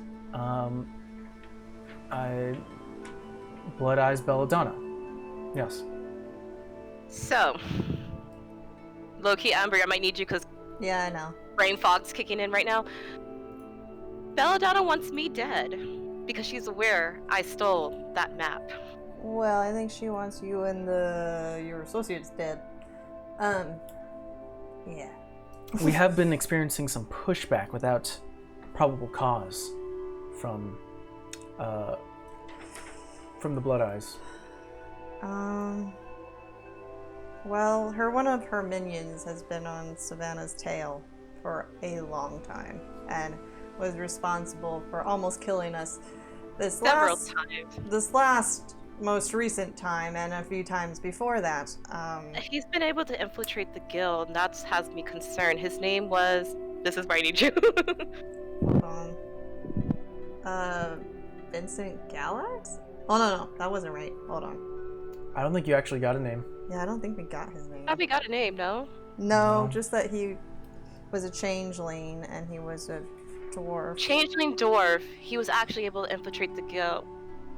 And I know for at least several months he's been on my tail. Yeah, I literally put items found on dwarf. All right. Wait. Well, we've never had to deal with a changeling before, so we'll get our scribes on it. Get a better understanding of their their physical form and how they can change, and a good way to prevent that from happening. Physiology. Thank you. Richard, I need to know who that client was. I need to know why my life's in danger.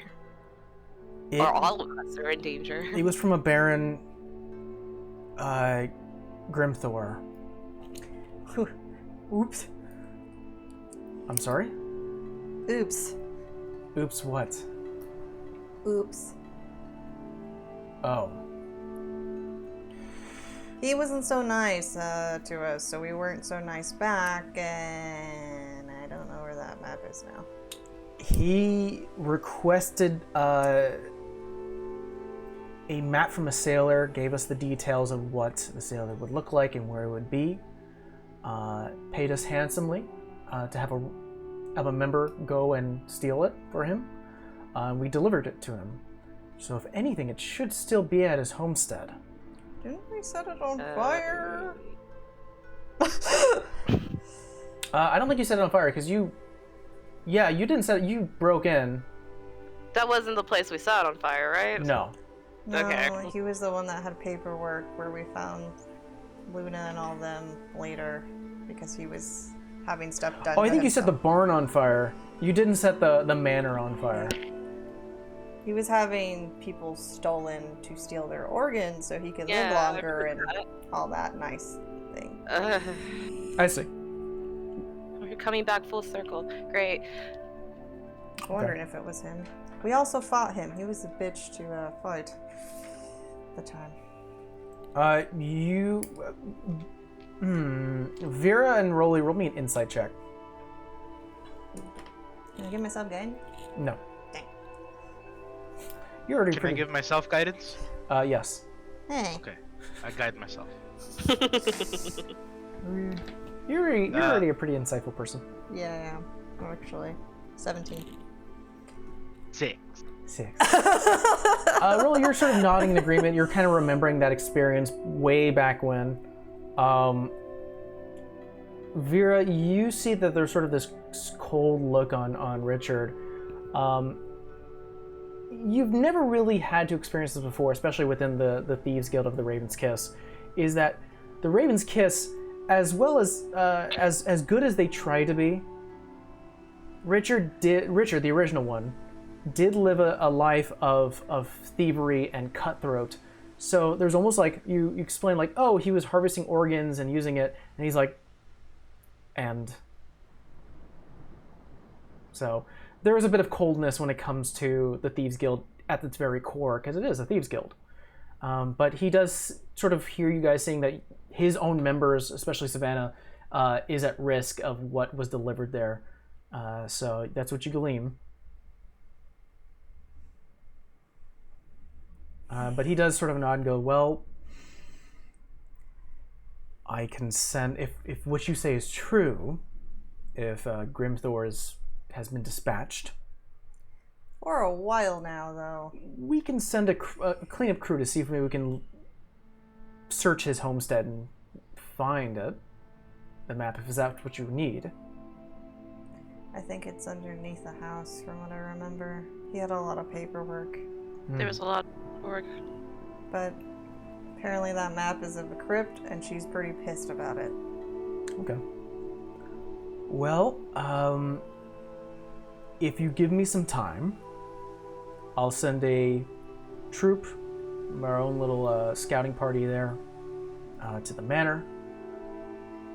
Oh, sorry, not the manor. To Grimthor's manor, and we'll do a full investigation. I think that's best.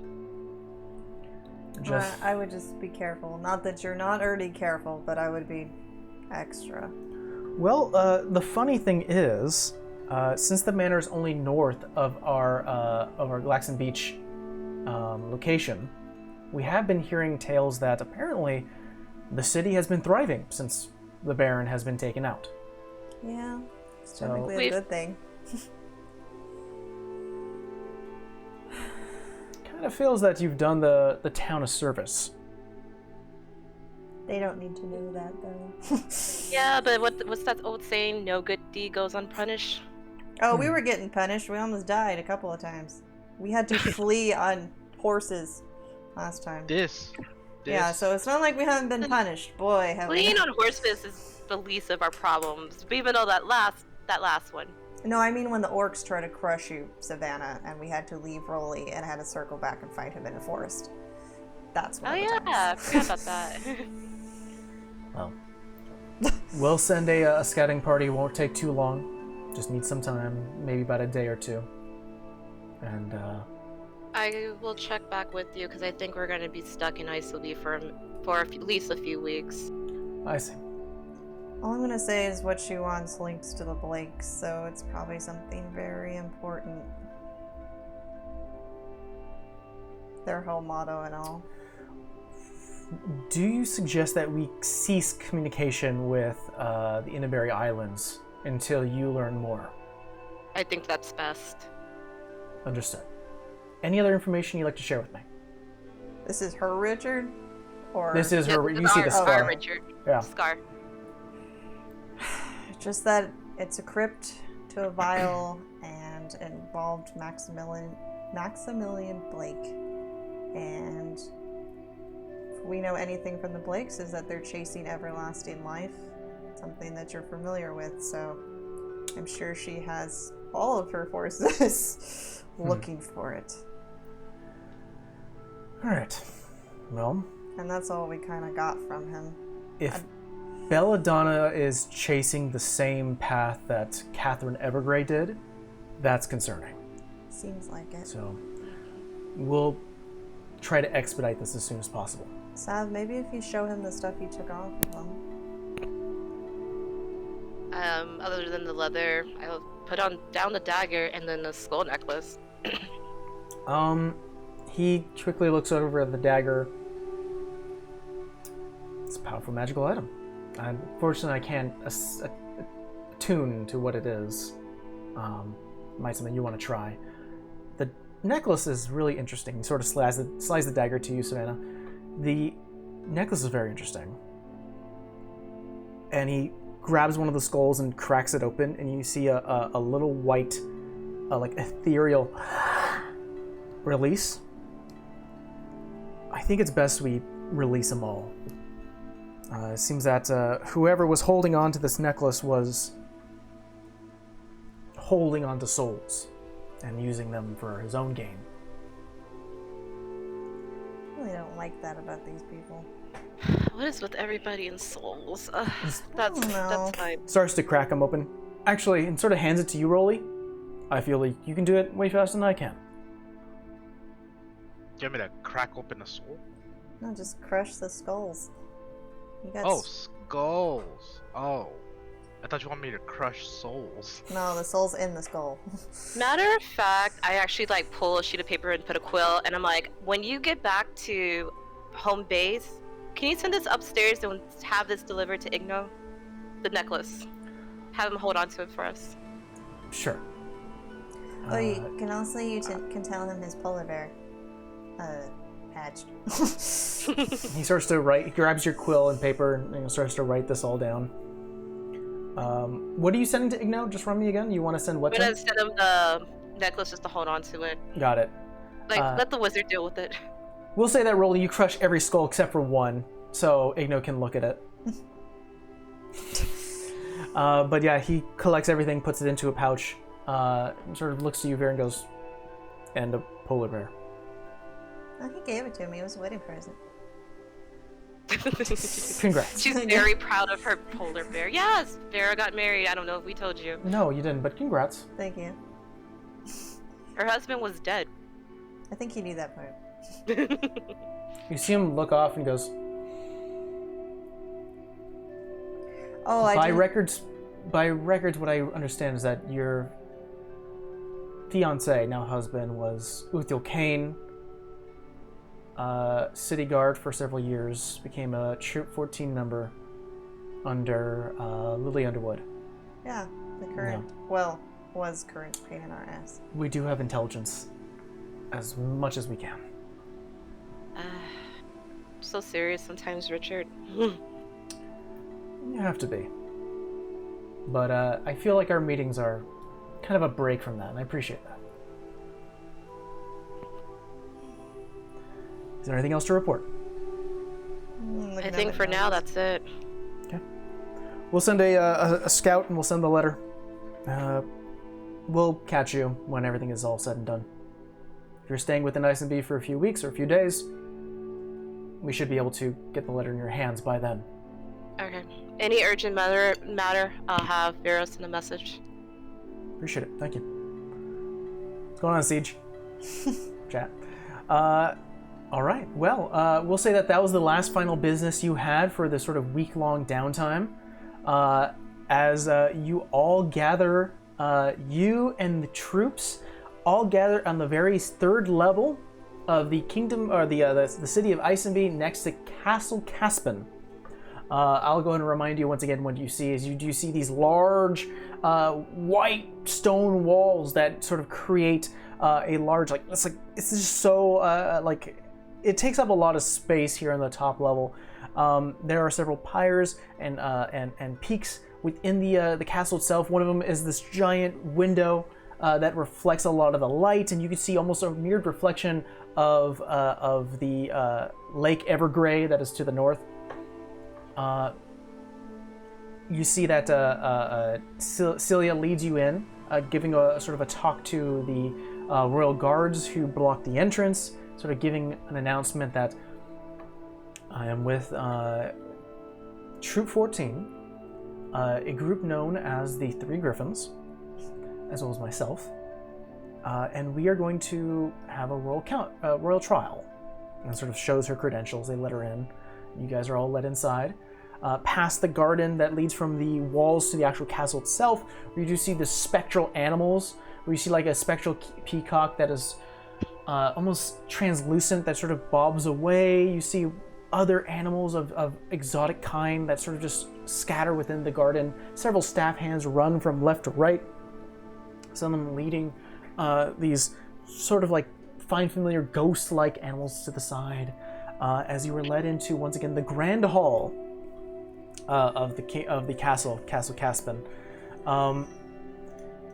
You originally, when you met with Lily, were left off to the side, and you didn't really go that far deep into the castle itself.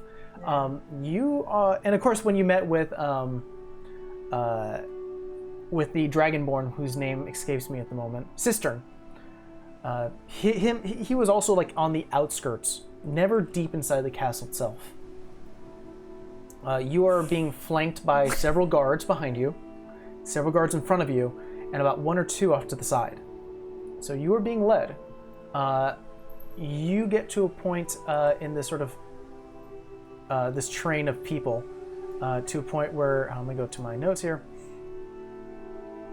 There are these big giant red doors on the second floor as you are led up the stairs that open very loudly, and you can feel a rush of warm air with a small, like a slight hint of like oak and other like fine smelling scents as you go inside.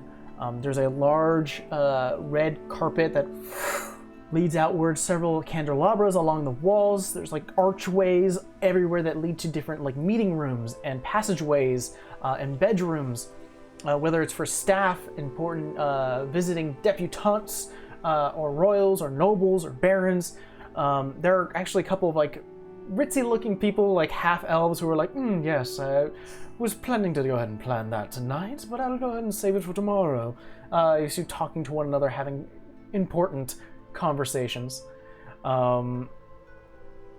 You get to a point where there is these double-doored, black-colored stainless steel doors, and there is a man currently behind a desk who currently is writing. See, there's a red head that's currently like hair that is currently pulled back a little bit, that doesn't really go into a bun, but just pulled back here. A bit of an older man who's currently writing something. He's wearing the official garb of the courts. Looks at you all. Yes, can I have your names, please? You see the troops. Troop 14. You see, this is the first time Torres is a little tripping over herself. Troop 14, Torres. Thomas, thank you. I'm not laughing. Amber's laughing. Amber and Edgar reporting. Right. Excellent. And you four. Vera, Kavad, Kane. Yes. Barnwell. Do you have a last name, Barnwell? Full name. Barnwell. Do you have a last name, Barnwell? You can answer yes or no, can't you? Yes. Last name, Barnwell. Rolly. Barnwell. Roll me deception check with disadvantage. I just like now. Maybe we should leave him outside. I'm gonna change my hair gold, and she's probably pinned it up and braided it back up for this. Deception is going to be a 8. 8. On a natural 20, by the way. He closed the book. Understood. Guards, you can go ahead and keep him to the side. And you see 4 guards flank you and grab your arms in a stern way and push you off to the side. And I struggle, and I say, it was worth it! Should I go deal with that, or should I stick with you guys? I look at Vera. It's up to you. You're gonna have to swear in court. Oh, dear lord.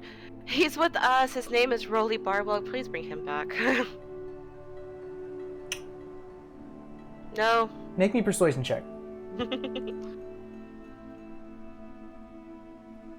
At least let's not make Celia look bad. And she gives like you just see a red flicker on her eyes as she looks at her rolling. It's gonna be, what did I say? 13. I'm gonna roll for him. He said my last name. I gave him my last name. What do you want from me? The name. I gave him my name! He closes the book and goes, Rolly Bonwell, let him go. I am tasking you to take care of him. And what is your name? Savannah Skrilla. Don't worry, I will take good care of him. Understood. Did you know he was a great gladiator? I'm not into sports. Behave. And I just kind of drag Rolly off. And lastly, Uthiel looks to him and looks to you, Vera, and goes, Uthiel Kane. And the man kind of... It's a long story, but you might want to get rid of that grave marker out there. Understood. Alright, well, you may enter. Before you do so, however, waves over a couple of guards who bring this massive chest. Not a feeling. Any armaments or weaponry, please must be placed into the chest itself. It'll be kept secured, and upon your exit, it'll be returned to you. I have to take my armor off?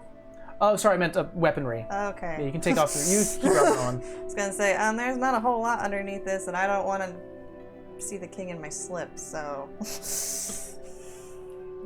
Take off my sword and my bow and my... Do I gotta do the shield too? It would probably be best to take the shield. And the shield. Here. Grabs your things, puts it off neatly into the giant chest. Uthiel follows suit, bringing off several weaponry he has there, puts it down. Troops. Sword, bro, no. Don't like this. Rolly. Axe, shield. All right. I have to ask this question. Is anyone holding onto a secret weapon?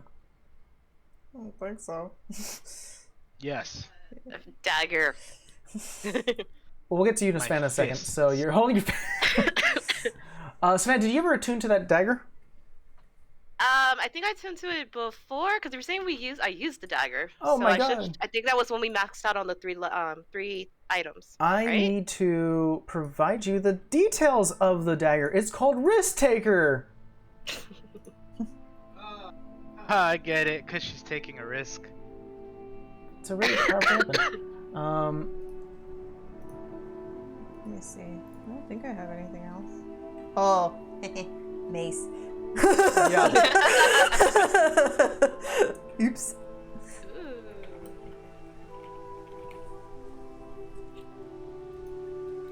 So everything is Oh damn. being provided. Forgot that one. Sorry. Yeah, don't forget that. Don't use that one that much. Sorry. Your mace. You're carrying a lot of weapons. Yeah, she's got. Well, no, I imagine she has those crisscross on her back and her shield in the front. So that's. It's why. like everyone puts down their one weapon and Vera's just like, eh.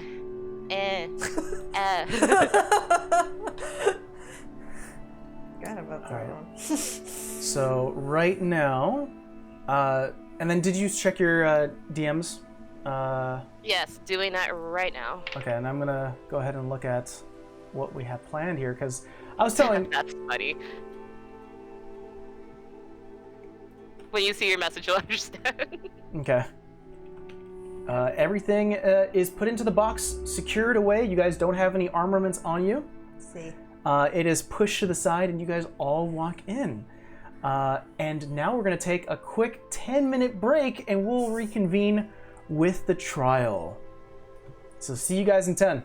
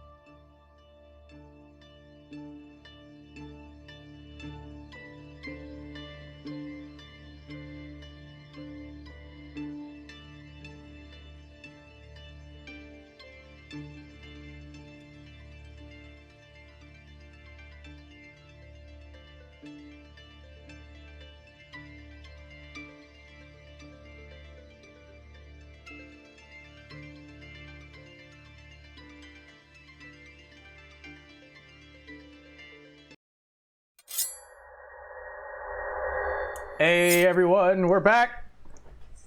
And we are joining the party as they start to enter in the actual courthouse. Within Castle Caspian, what you find yourselves, there's multiple seats like pews, off into the corner, off to the side. A lot of the main entrance as you start to walk in is sort of like wildly decorated with reds. There is the symbol of the Celadon Kingdom on banners and tapestries all around you, where you do see the familiar sword crossing over with a quill. And as you start to walk in, the actual floor stops at a certain point and goes upwards to like a couple of steps. And there, sitting off, there are two chairs, two thrones, one of them being taken up by the king himself. Let me go and describe the king at the moment. There you see Trulos Caspin, a high elf. So you do see like the really high elven features of the long ears. He has these jet black hair that is slowly turning a bit gray, like on one side. He's got a very, like, you don't see this very often when it comes to elves at all, but he's got like this beard coming down that almost like obfuscates a bit of his mouth as well. He is dressed in fine clothes, wrapped around him as well. Yeah, and he's got like this, like the old stern look that you would see from like an elder man, like on a bus, who's got like the stress lines, the crow's feet. But can move around just fine. He's currently talking to one of like his right like hand man, and he's whispering something. The door opens, he stops and sort of turns to you, waves sort of a bit of an introduction as you all are led up. You are pushed, or at least led, by a bunch of the guards off to the side. Another thing that you all feel, that as you walk in here, Vera, Rolly, and all three of you feel something wash over you. Sort of weird, almost like... I was gonna ask if I could have done the bond before we got in here, but I think it might have gotten this first. You walked in and it feels like something is being suppressed, as you almost feel a bit of like exhausted. Almost like you lost your breath and you're trying to get it back. But you are led to the side next to a table. One of the staff hands walks up and goes, "We will now commence. On today's royal court, we now introduce Troop 14 of the Celadon Kingdom, the band of adventurers known as the Three Griffins, and plus an extra member, kind of swallows a bit, Arcane." You see that the king sort of takes his small circular glasses, takes them off, and puts him off to the side. Doesn't say anything, just nods. Thinks for a bit while the DM gets his notes. I think Vera's just like lightly squeezing Uthiel's hand because she's like nervous, but like she also doesn't want anything bad to happen to him. He taps his chair and goes, "Please, bring in the representatives from the domain. Introducing the Royal Guard, or the Royal General of the domain, the SS domain, Merrill Templeman." And doors open, and there you do see the 6 foot tall, long blonde hair, very brightly blonde, that is double braided and tied to the end, with a set of mistletoe off on her shoulder, on her forehead, golden capes, and that sashes and covers a bit of her neck and chest, with leather straps and armaments along her side. Weaponry gone, of course, but like the armor on top, is Merle Templeman, which is a familiar face to you guys, but not very, you guys haven't communicated with her in a while. And domain chosen, Raimi Hardy. And what you see is about a 5'5", ebony skin, a bit leaning on the lighter side of the color spectrum, bright, light brown eyes with a bit of sort of like a dirty brown hair on this dark-skinned individual, this woman, that almost creeps up with highlights of green. And it starts to almost like gives off a bit of like an aura of emerald dust around her. Their hair is super short. It's only like about like this tall, not really, like almost a few inches. Her face is done up, has like this green lipstick with green eyeshadow and like a bit of like tribal things here. Large hoop earrings. She wears what looks to be a green vest with black corset on her chest with a black pants. The only thing that I would say besides her form, which you notice most of all, is she actually is an amputee and does not have any arms. She sort of walks beside Merle Templeman, sort of gives you guys all sort of a look. Merle gives it like a look of recognition, like, oh, I remember you three. I just kind of give a nod. Is the Chosen human, or we don't know? She has. Roll me in. What would this be? An insight check, I suppose. Just curious. I was gonna write it down. What dice do I want? Natural 20 plus. Natural 8. 20. God damn. You notice that the green makeup is not actually makeup. What it is, even with the blonde hair that she has, the sort of the highlights of emerald green, it's actual emerald. Oh. That is growing and protruding from her cheeks and eyes and eyelashes. You see that along her chest. She has a bit of like a green growth coming out as well, especially near the chest. She's not human. You get a sense that this is an Earth Genasi. We found our last element. Okay. They stand, give a nod, a bow towards the king. The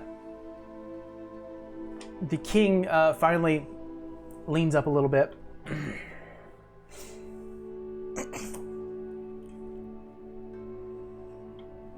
Mr. Kane, certainly surprised to see you back.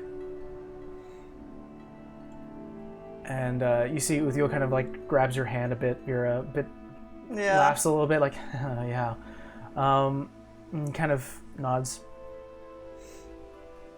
Might I ask, who performed such a miracle? I just kind of step forward and like bow. You see this high elf sort of shifts his gaze quickly to you. It's very difficult to read him. And he sort of leans in his chair, stroking his beard.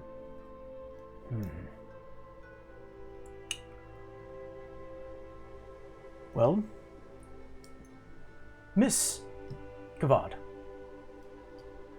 Kavad Kane, Your Highness. Looks to Uthiel. Congratulations. Thank you. I must compliment you, Mrs. Kavad Kane, for bringing back such a well-respected member of the community. The bond in your faith must be a strong one to pull back such an impressive feat. That it is. Thank you. Honestly, I wish I would have known you would have been married. I know that the Kavads have done quite well within the kingdom's walls, and we commend them for the amount of work and economy they put back into us. Hard-working folks. I'll relay the kind words to my father. Of course. Appreciate it. Now, while it's grand to see you back, Mr. Kane, I feel that your testimony might be crucial, and I shall save it for the last. Clears his throat and looks at you all.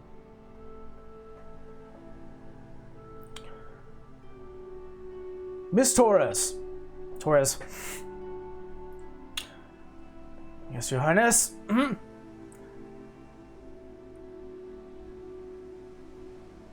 today's trial, from my understanding from Celia, is that it is about Miss Underwood, as well as the general consensus of her dealings, as well as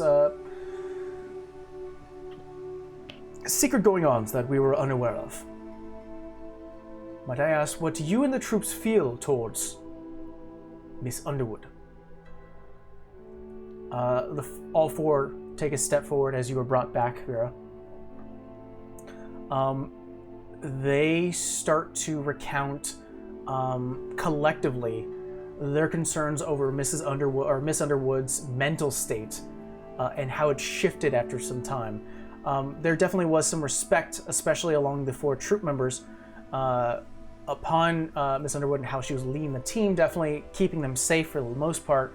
But there was some point where her tone shifted, and they were unsure why. They also recount, I'll say even Torres was sort of along the lines of, well, we were instructed to go down to Vrivine, and apparently there was a collection of cultists that we were informed to deal with. By General Underwood's request, we accompanied her and split into teams. Uthiel and Miss Underwood in one, myself and Edgar, and Thomas and Umber. We all split. We were concerned at first, however, we started to make rounds until reinforcements of this cultist crew started to form. We fell back, and upon securing ourselves within a sides channel or within the actual main staple of the manor, Miss Underwood returned with the body of, and kind of looks at Uthiel, of Uthiel Kane. King leans back. What happened to these cultists? We don't fully know. Troop 12 was in charge of cleanup and reporting.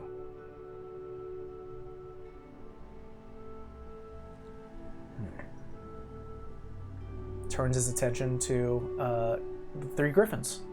Sort of waves off party. I'm fully aware of you two. Sort of points to Rolly and Vera. I believe you are not part of the kingdom. Is that correct? And looks to you, Savannah.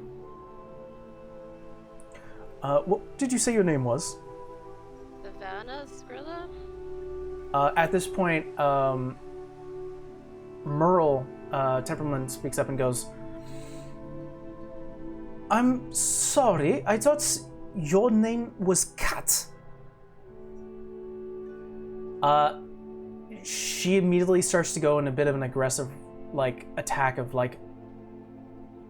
I feel it quite concerning that you decided to, and immediately the king waves her off and goes, I do not fault Miss Skrilla for providing a fake name, considering the fact that she was in the presence of Miss Underwood, and that is today's topic. Seems that she had some prior knowledge of maybe some wrongdoings. Kind of looks at you, Savannah, and gives a nod. I feel it is a very tactical decision. But Miss Skrilla, I must ask of you. I do trust that you be telling the truth to the best of your knowledge during today's trials, correct? Yes, sir. I appreciate that. All three of you, I'm going to ask you individually one question here. Miss Kavad King, what was your overall thoughts about Miss Underwood, and could you give me one account, not multiple, one account that you've encountered that enforced this feeling you had towards her? You just see her hair probably flicker a little bit red, and then it goes back to gold. And she, like, thinks for a minute. I've had many, so excuse me if it takes a moment. I guess initially I felt sorry for her. And by the end of it, I had no remorse. And the best event that I can wrap that up is she murdered my sister.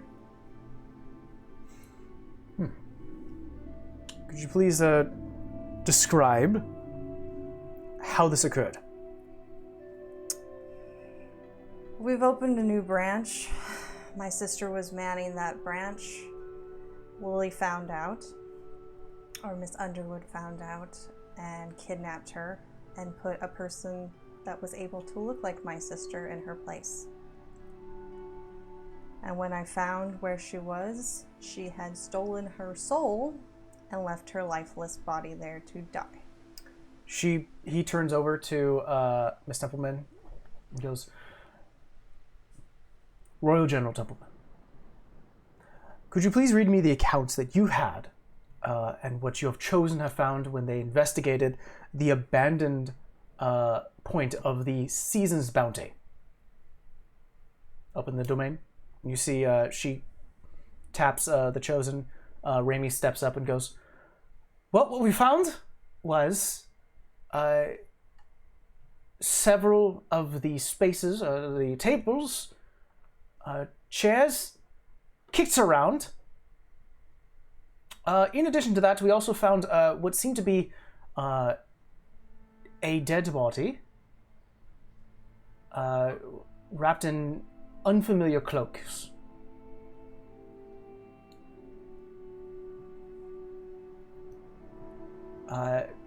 There was some trace of some strange plant matter upon this being.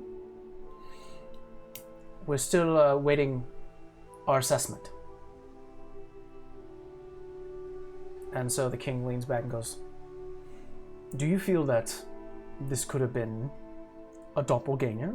Someone to hide as Miss Arcane has informed us, to deceive? It's certainly possible. We don't know. But it is possible. One could have arcane abilities. Vera just puts her little hand up. She doesn't know what the priority is here. Feel free to talk. That was us. We went to go visit her, and she was at our wedding, and when I asked her what she did at our wedding, she didn't know, and she proceeded to attack us. And she changed into the body you found. Thank you, Miss Arcane. Mr. Broly Barnwell. Barnwell, there's many Barnwells written here. Says here that you're from Blenton. Is that correct? Yes, sir. Well,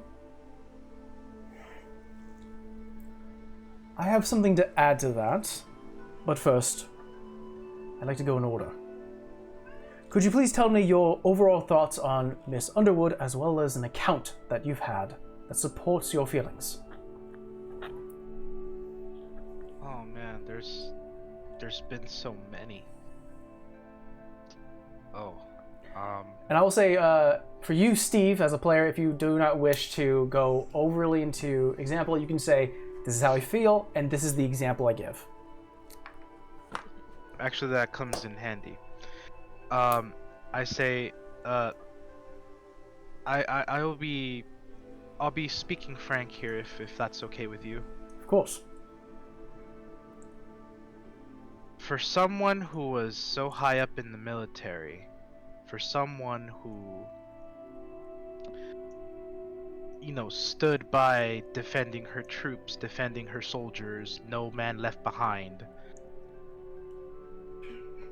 I have to say that I felt that she was not really completely honest about that. How is it that one of your soldiers, a soldier under your command, is going to die fighting cultists, and you don't have the ability to bring them back to be properly buried. You buried them on cultist soil, in an unmarked grave.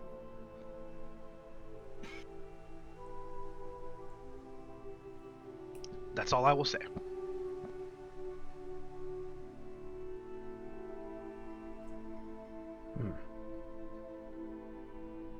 You see him think for a moment.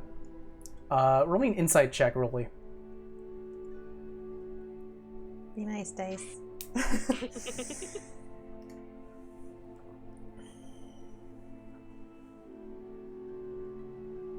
What's my insight?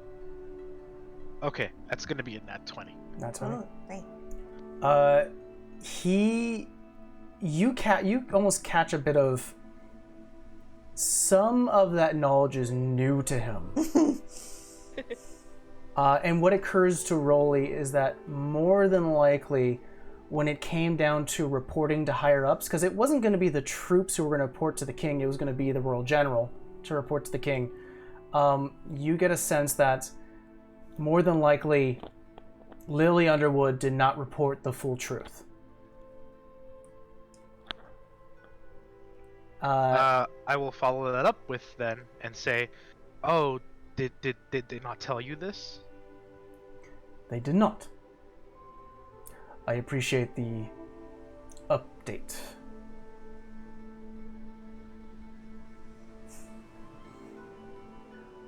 Miss Skrilla, could you please give me an account of Mrs. Underwood, or Miss Underwood, as well as your overall thoughts?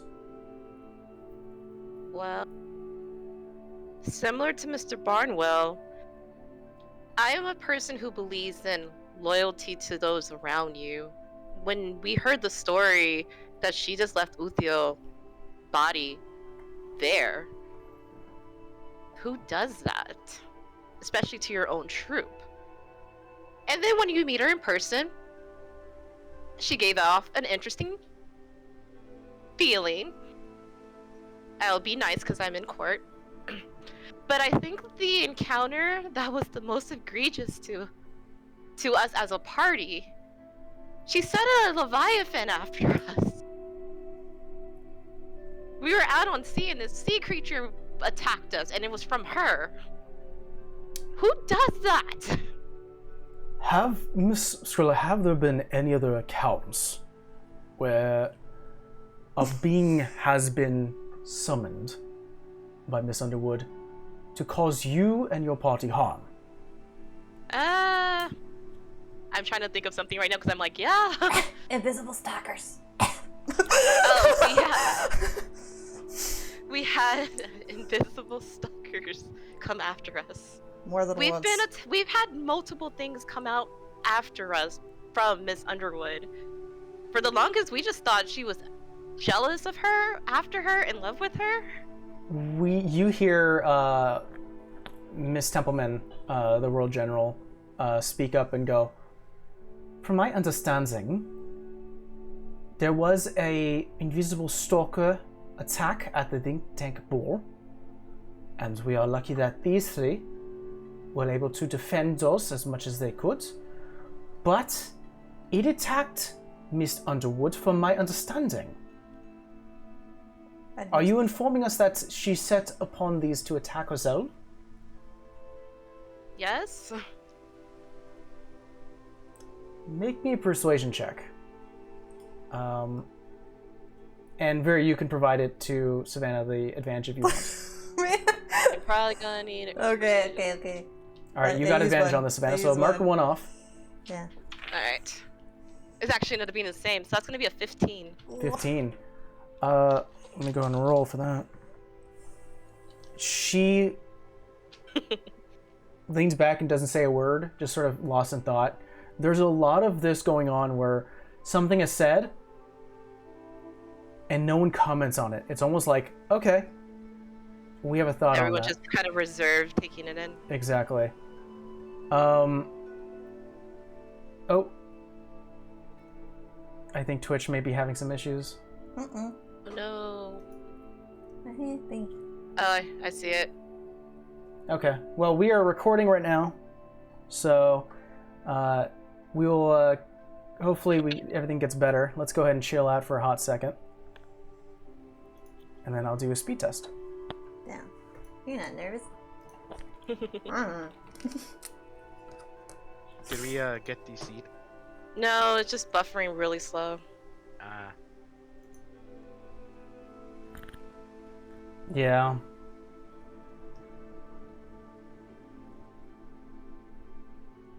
No, we have. We're fine in terms of. Oh, our internet? Oh, there Our it goes. I was gonna say if Temple's seeing it, it's not our internet. It's just... Okay. Well, guys, we're going to continue on. All right, well, this is going to cut because I'm recording it. For those who may be watching the VOD and sees this, sorry, we were having some internet issues. For those who are watching on the VOD, hey, we're recording right now. We're going to go ahead and continue on. The last thing that was asked or was revealed was that Savannah was able to persuade, to a point, the crown of both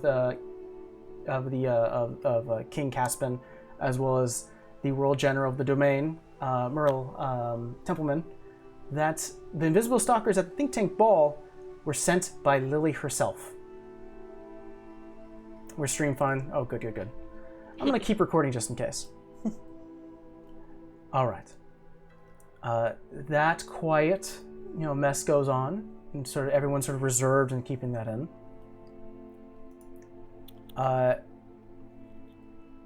Let's see here. The king turns his attention to you, Rolly, and goes, or at least to all of you at first, and then goes to you, Rolly, but first of all goes, I've been informed that your party has been making a name for yourselves, providing aid to the town of Blanton, which, by the way, Mr. Barnwell, I am not sure why the word of your town's gracious or egregious condition was never made to my attention.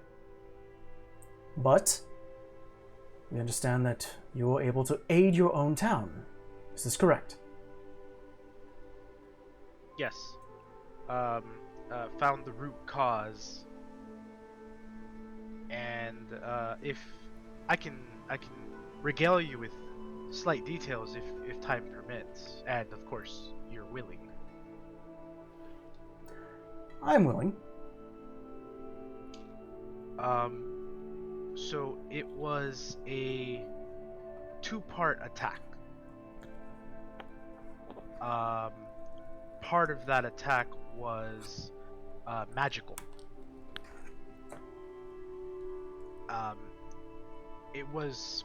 It took me quite a while to find the root cause of it all and finally be able to deal with it, but I can't say I completely suspect Lily Underwood to be the culprit, but given the severity of everything, I would not be surprised if she had a hand in it somehow.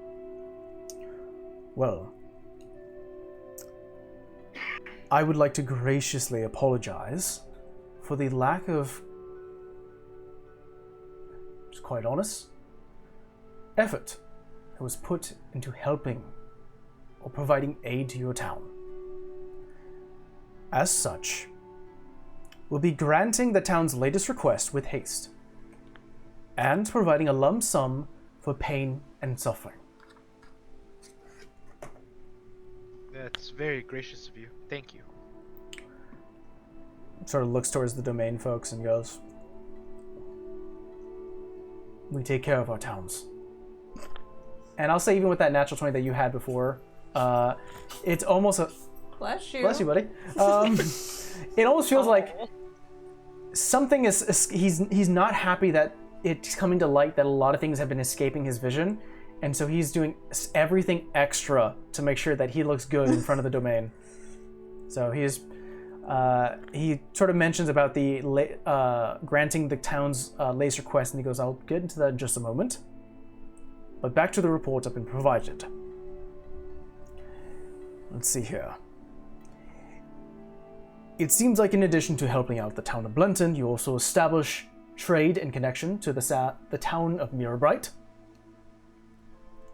And in connection with Blenton, the town of Blenton's latest request, liberated the island of Anburn from, my understanding, giants. Certainly busy. Fire giants. Fire giants. According to my record, a representative from the Anburn Island,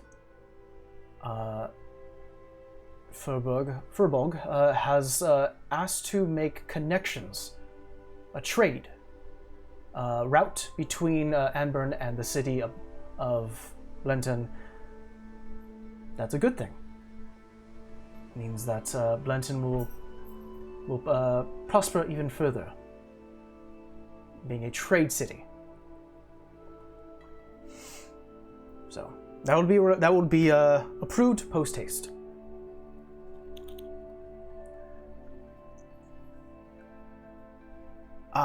Last it says here, you've also helped. I'm actually going to get the city's name for a hot second. Give me a second. Aid the town of Arrowfield in what seems to be some sort of outwardly connection.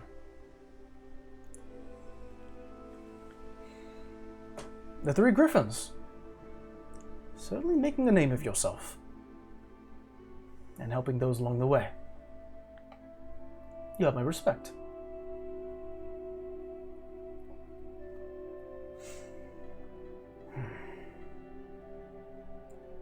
I am actually quite honored that you are here within these sacred halls. However, regardless of the found respect I have for you all, I do need to ask some serious questions now. So please, do not take these as disrespect, only to get a better understanding of your thought process. What shaped your decision to call an audience now? And why did you wait until this point?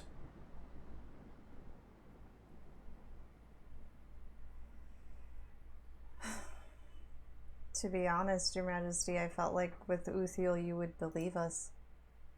I don't feel that most, regardless of our deeds, commoners or people of the town challenge a royal general's stature or beliefs, or their actions for that matter.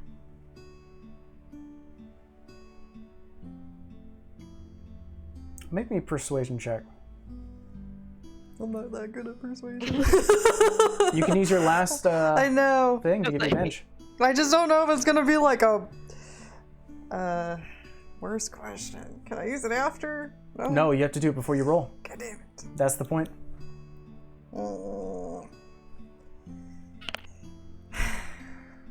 I'll wait. You'll wait? I'll wait, because I feel like there's gonna be a worse question than this. That's a 13. 13. That's not that bad. It's not horrible, but not great. It's not horrible. She's being honest. Like she didn't think.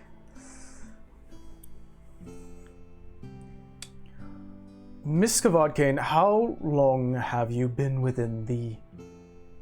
How long have you been introduced within the Kingdom's affairs? You definitely have a close relationship with a troop member, who I'm sure has brought you into privy of certain information. You have friends who are part of the council, or at least the staff hands within the crown. As long as I've known Uthiel, so probably a little bit, getting close to 3 years now. So, even with this knowledge, and the details that you found, you did not find that it would be important or privy to provide any information to the crown directly. At first, I didn't know what she was doing, to be honest. When Uthiel died, Did you feel that this was something you can accomplish on your own? No, I had friends, I had help, but I didn't know what her true, what her actions were going to be.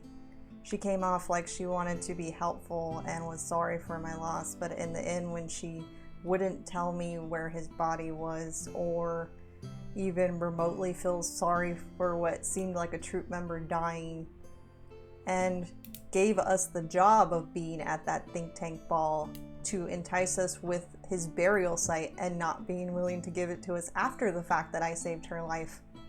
I didn't know really what to do with that, Your Majesty. Because I didn't really have any proof other than her word, and I'm sure it would be her word against mine. You get a sense, because I know you already have a high passive insight, that you didn't roll very well. Yeah. He does take your information to heart, but you're not really swaying his thought process. You get a sense that he's still thinking, it doesn't matter. You could have informed someone. But again, as you mentioned before, there is no disrespect to it. He simply wants to understand why. But he's heard you. He actually furrows his brow and he goes, speaking of what she was up to, where is Miss Underwood now? And looks to all three of you.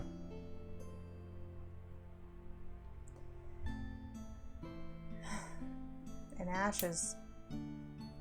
In ashes. May I give you something? Or you can have a guard give it to you if you wish. Waves a guard, and you large guard, fully plate armored. Goes to you, Vera. She takes out her little case file and gives him like everything they've been through and that she's worked out, including that list of what she was doing and who she was serving. So you're actually giving the judge everything about what her true intentions were? Mm-hmm. Gotcha. Yeah. The evidence is provided. He grabs it and just sort of thumbs through some of it. Obviously, he doesn't have time to go through every detail, but definitely is going through a bit of it.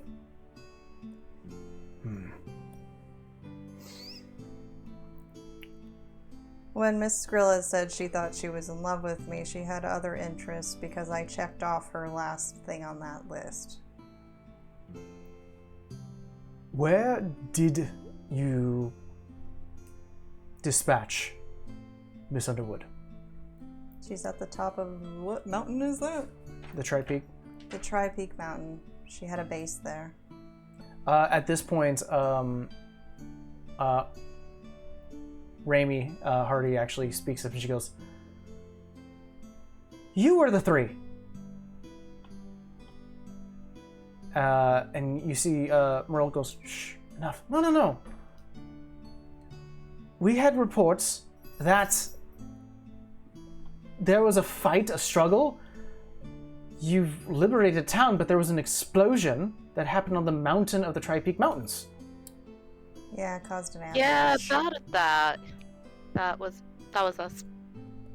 We weren't trying to cause an explosion. She had a device in there that really wasn't sure what she was trying to accomplish. Some of it's in the notes, some of it's over my head, and when we destroyed it, it caused that. You see the king sort of looks towards the Chosen One, or the Chosen goes, "What is your involvement with the aerofield and the investigation there?" "I was post. My entire job was to investigate what was going on there after apparently the dust has settled. We heard accounts of kingdom influence. There was also notes that apparently a figurehead was traveling through the domain, making their way to the Tri-Peak Mountains on the regular. My Majesty." That was her.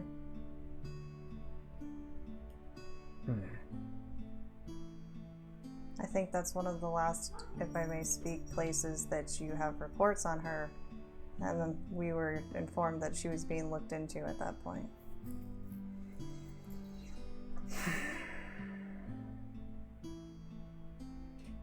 What was up in the Tri-Peak Mountains? I guess the simplest way to say it is a lab. She had troops up there. She was experimenting on people. That's where I found my sister. My sister as well. She had creatures in there that were, best way to say, a blend of something not in nature. Do you know what Miss Underwood's goal was? She wanted to make herself, and this is Vera being serious, I thought I knew what it was until we found that lab. I thought she wanted to bring Queen Evergrey back. But by the time we had gotten to her lab, it seemed like she wanted that power for herself. To be undying, if you will, given that list. You see the king kind of tense up a bit. And what do you know of Queen Evergrey? Not much, just that her mental state was questionable in the end of her term. She did not believe that anybody that didn't study for their magic or their power should be around anymore, including people like myself. And that most of the knowledge that was about her has been lost, and I really did not know that name until I met Miss Underwood. Seem sort of accept the answer. She's loyal to her. I would like to leave this an open conversation between all of us. Do you have any questions for me?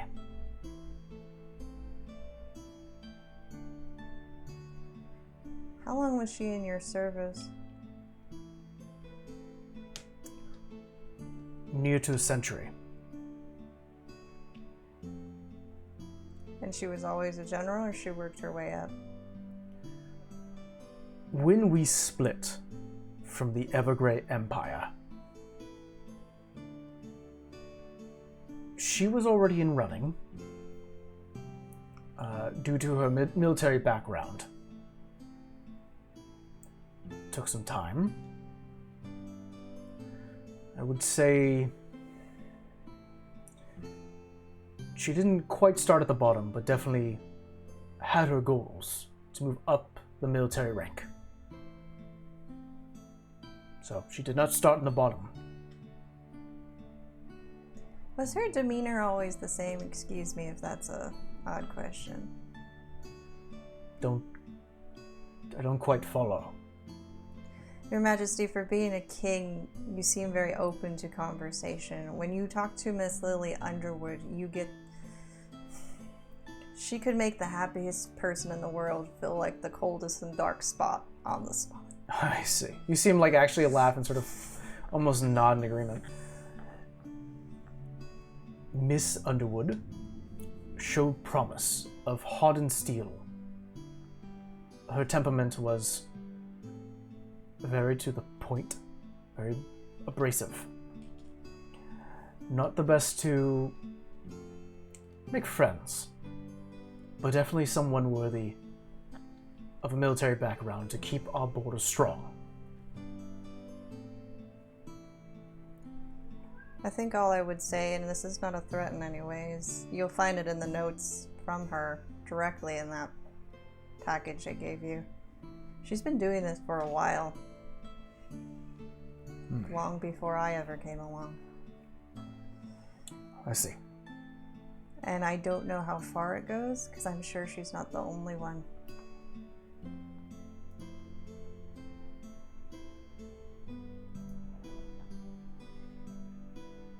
Would that be the only question? Only one I can think of at the moment. He finally turns to Uthiel. Mr. Kane.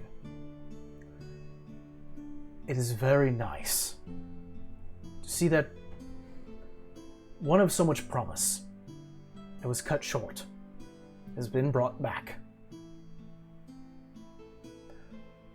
Could you please recount the last known memory you have of Miss Kane, Oh, sorry, Miss Underwood. Uthiel kind of steps forward. Well, Your Majesty, we were instructed to split from the group. Miss Underwood and I flanked to the left, rushed through many blockades. We saw arcane energy being shot at us. Making my way to the back of the house, the last I remember was a sharp pain in my back.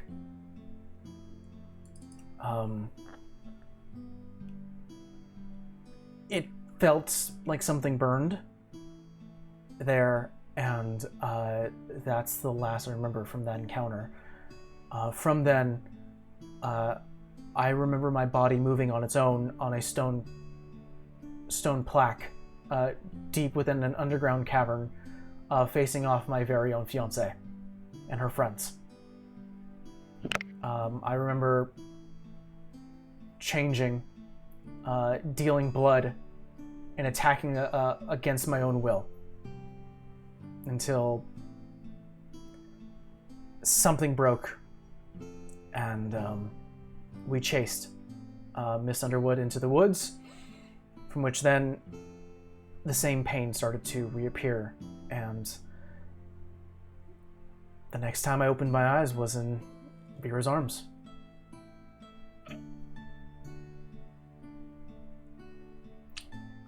I see. Considering all the testimony that has been given against the ex-Royal General Lily Kane, Underwood, God damn it. I don't know what's with me today, guys. He taps his chair with the knowledge that Miss Underwood is no longer with us. She cannot be tried. So we will take that her death and demise was punishment enough. However, I must ask each of your party members a very important question. What would you have us do with this knowledge?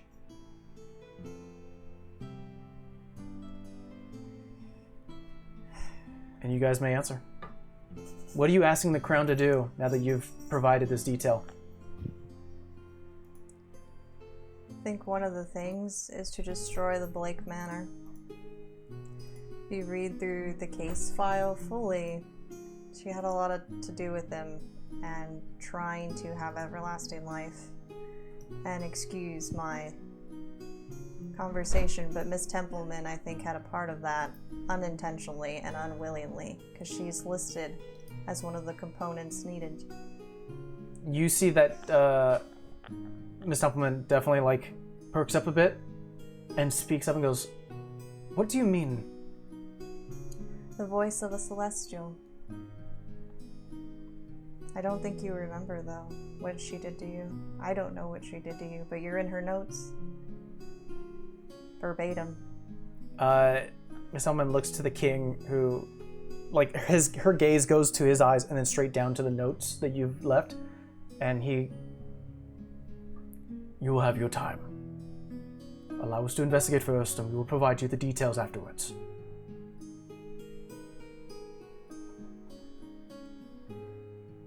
Continue. Let you know those twins aren't dead. At least not fully. Twins. Well, I think they're the last known heirs of the Blake Manor. But they were working with her, and that's why my then fiance was brought back the way he was and then put back into the ground one more time. All I have to say is support your towns, and you need to do a full investigation, because what she was essentially trying to bring was, and I don't mean to be so dramatic, but it is what it is the end of the world. If you read through the whole thing, she doesn't want whatever power, whatever balance is in this land to stay. She wants Queen Evergrey, if not herself, to rule this world as she sees fit. And my concern is if we don't do anything about it or the wrong people aren't looked at, that day will come and all this will be for vain. At this point, the king is definitely nodding in agreement. Not fully understanding it because he hasn't looked through the entire notes, but is like, okay, I'll take that into consideration. At this point, Mr. Implement does stand up and goes, well, it is very fortunate that we were able to learn a little more about this incident. We will inform Queen Turner to pull back on troops. Roll me an insight, everyone. There you are. Plus 8, 21. Oh no. Oh no. Really? 16. 16. Savannah, Vera, you get a sense that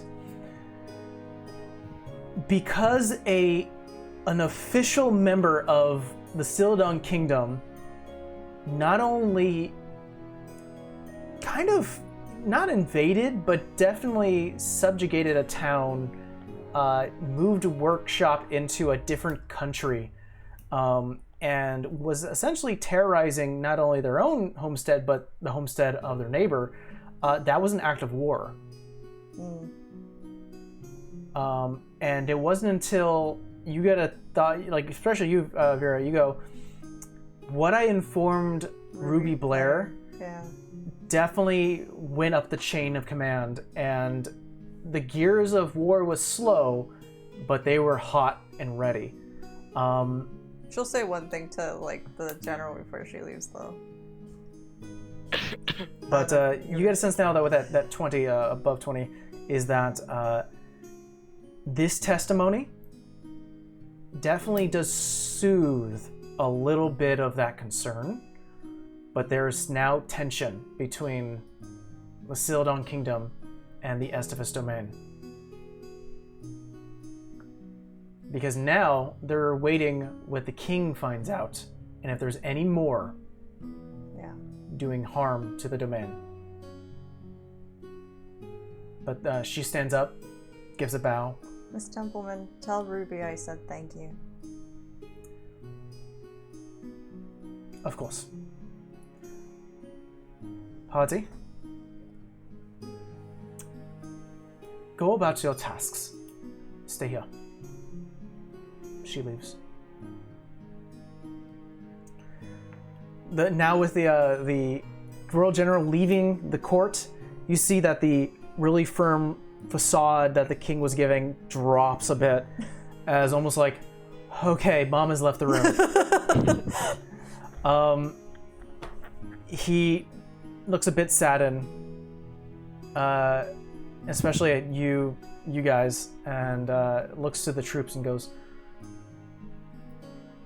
"You four may leave. Thank you." And the troops look to you all, to both Vera, Rolly, and Savannah, and they all tap you on the shoulder like, "You're doing great, you're doing good, don't worry about it." And they leave. Now Uthiel stands with you. Mr. Kane, and what should we do with you? Obviously, the ghastly display of your demise needs to be removed. But what holds the future for you?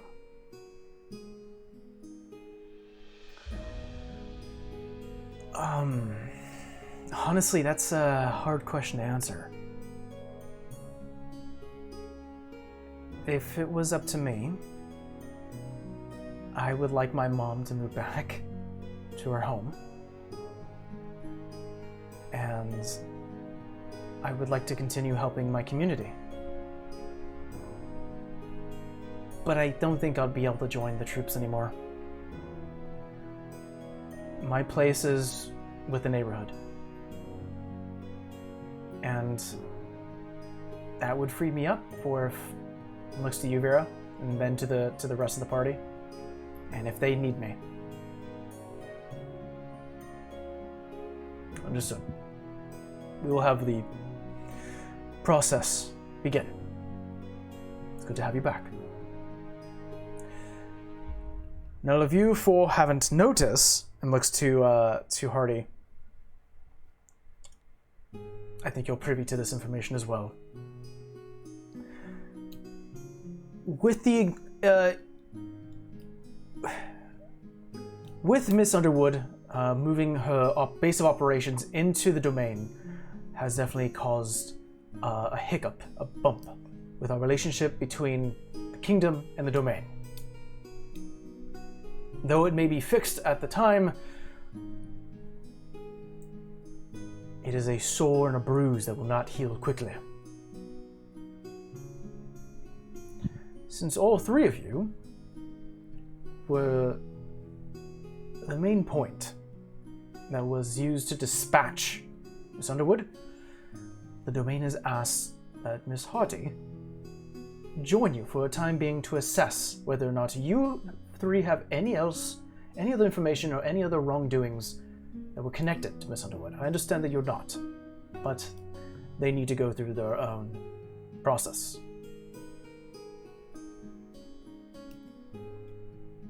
It's fine.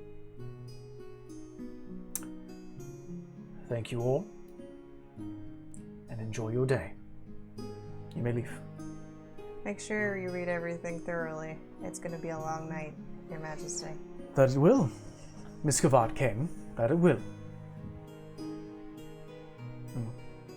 A bunch of the guards surround you five now. Lead you out.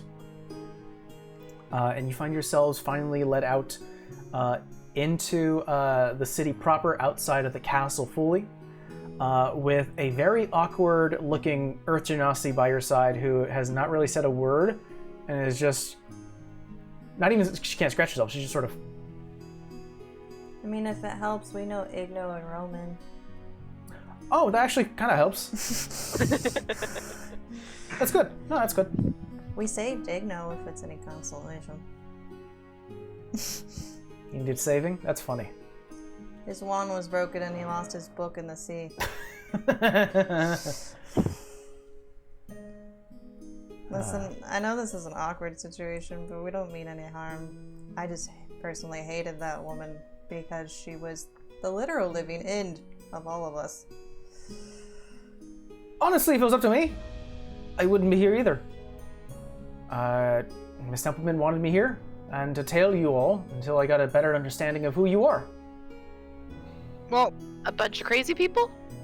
well, no, don't write that down. We almost do die a lot, though, thanks to Miss Underwood. Let's get the introductions proper out of the way. Do you drink? That I do.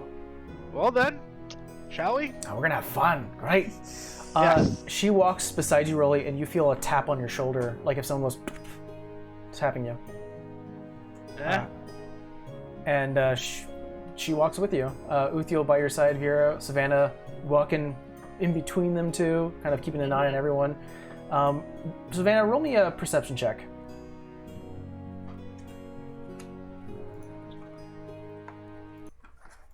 18. 18. You do see a cloaked figure goes into one of the alleyways. Who you see black feathers catch your attention. Slow my speed to kind of go behind Uthio and Vera, just so I can kind of creep away. Okay. Make me a stealth check. Ooh, that should be good. 23. 23. Oh, by the way, I should also mention, all of you get your armaments back and your weapons. Yeah. That's all back now. Savannah, definitely you feel almost we're like tensing up the entire trial. Now that you have your weapons back, you release that tension. You start to go quickly down the alleyway, cutting through planks and pieces of scrap and trash that has littered the alleyway itself until finally you skirt a corner and there you see it is broad daylight, but definitely underneath an awning is Richard away, Richard? away from prying eyes. For Richard? Yeah, I her was looking Richard. for Scar, my Richard. I thought you would have left by now. Wanted to provide you this directly. And reaches into his pack The letter. and provides you a very old-looking map. Oh. I kind of gently unfurl it so I can glance at it. With the help of Richard, as well as the tools that you have, and you're a very smart individual as well, you see that this leads to the Blake Manor, the map itself. Specifically, some space a little behind, like the backyard of the Blake Manor. This goes back to the Blake Manor. Whatever Blood Eyes wants is there. We just went through. Always comes back to this. I'm gonna take the map because now I realize we have an extra body. I'm gonna try to put it in the little pocket. Yeah, you Holding. fold it really or roll it really tightly and disappears in the pocket folding. Anything else that you need from us? Trying to scram my brain right now. For the time being, I don't think so. We should be back shortly, though. Something tells me we're gonna be back shortly. Understood. I'm gonna head my way back to Elrak, my station there. So if you need anything, ask your friend Vera to send me a message. Will do. Thank you, Richard. I mean it. Puts a cloak over himself and rushes into the crowd. Savannah, you very stealthily make your way back to the party as Vera and Uthil are having a conversation. Vera, Uthil is not rushing it, but is interested in becoming a city guard again. How do you feel about that? She kind of doesn't want him to. Like, she wants him to do something like that, but more meaningful. And not like a general, but she doesn't have an idea of, like... I don't know what else I can do. I mean... I feel like maybe you should just be like...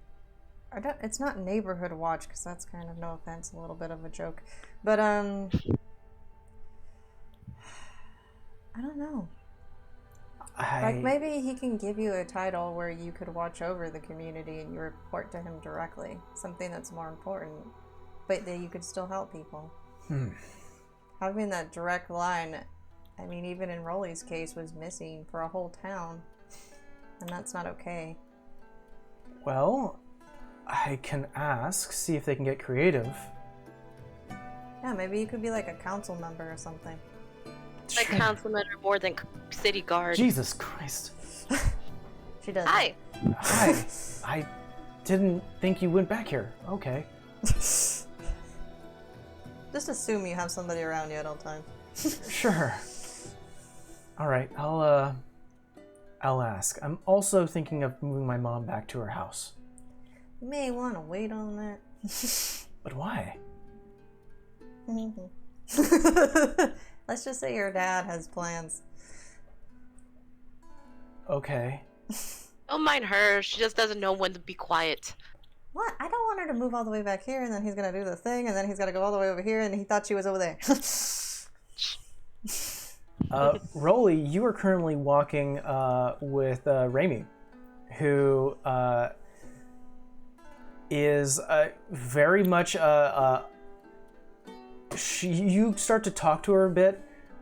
Whatever conversation you're having, she is happy, joyous, and on a dime she switches to, what the fuck does that mean?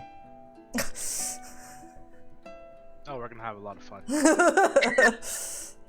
I just met you, alright? I'm fucking with you, big guy, alright? That's alright, we're fine. You guys make it to one of the taverns here. Drinks are had. I will leave you guys with the final thing here is that as you guys start to drink and talk about what's to come, Raimi leans in. You see that while there are no arms, she almost like props herself up like there is, and she goes, "So, where are you taking me?" Well, we don't really have a house here, so. Oh, that's not what I'm talking about. What's your next step? We haven't discussed what our next step is yet. Then let's discuss it now. And that's where we're going to end today's session, as you guys have to start planning with what looks to be someone from the domain who's keeping an eye on you guys now. Great, we have a babysitter. Pretty much. I appreciate domain company, but All right, everyone. Well, that is going to be it for today. Thank you for joining us. We'll check you guys next Saturday at 2 p.m. Pacific Standard Time for episode 49. We're so close to 50. Jeez. Very close. So close.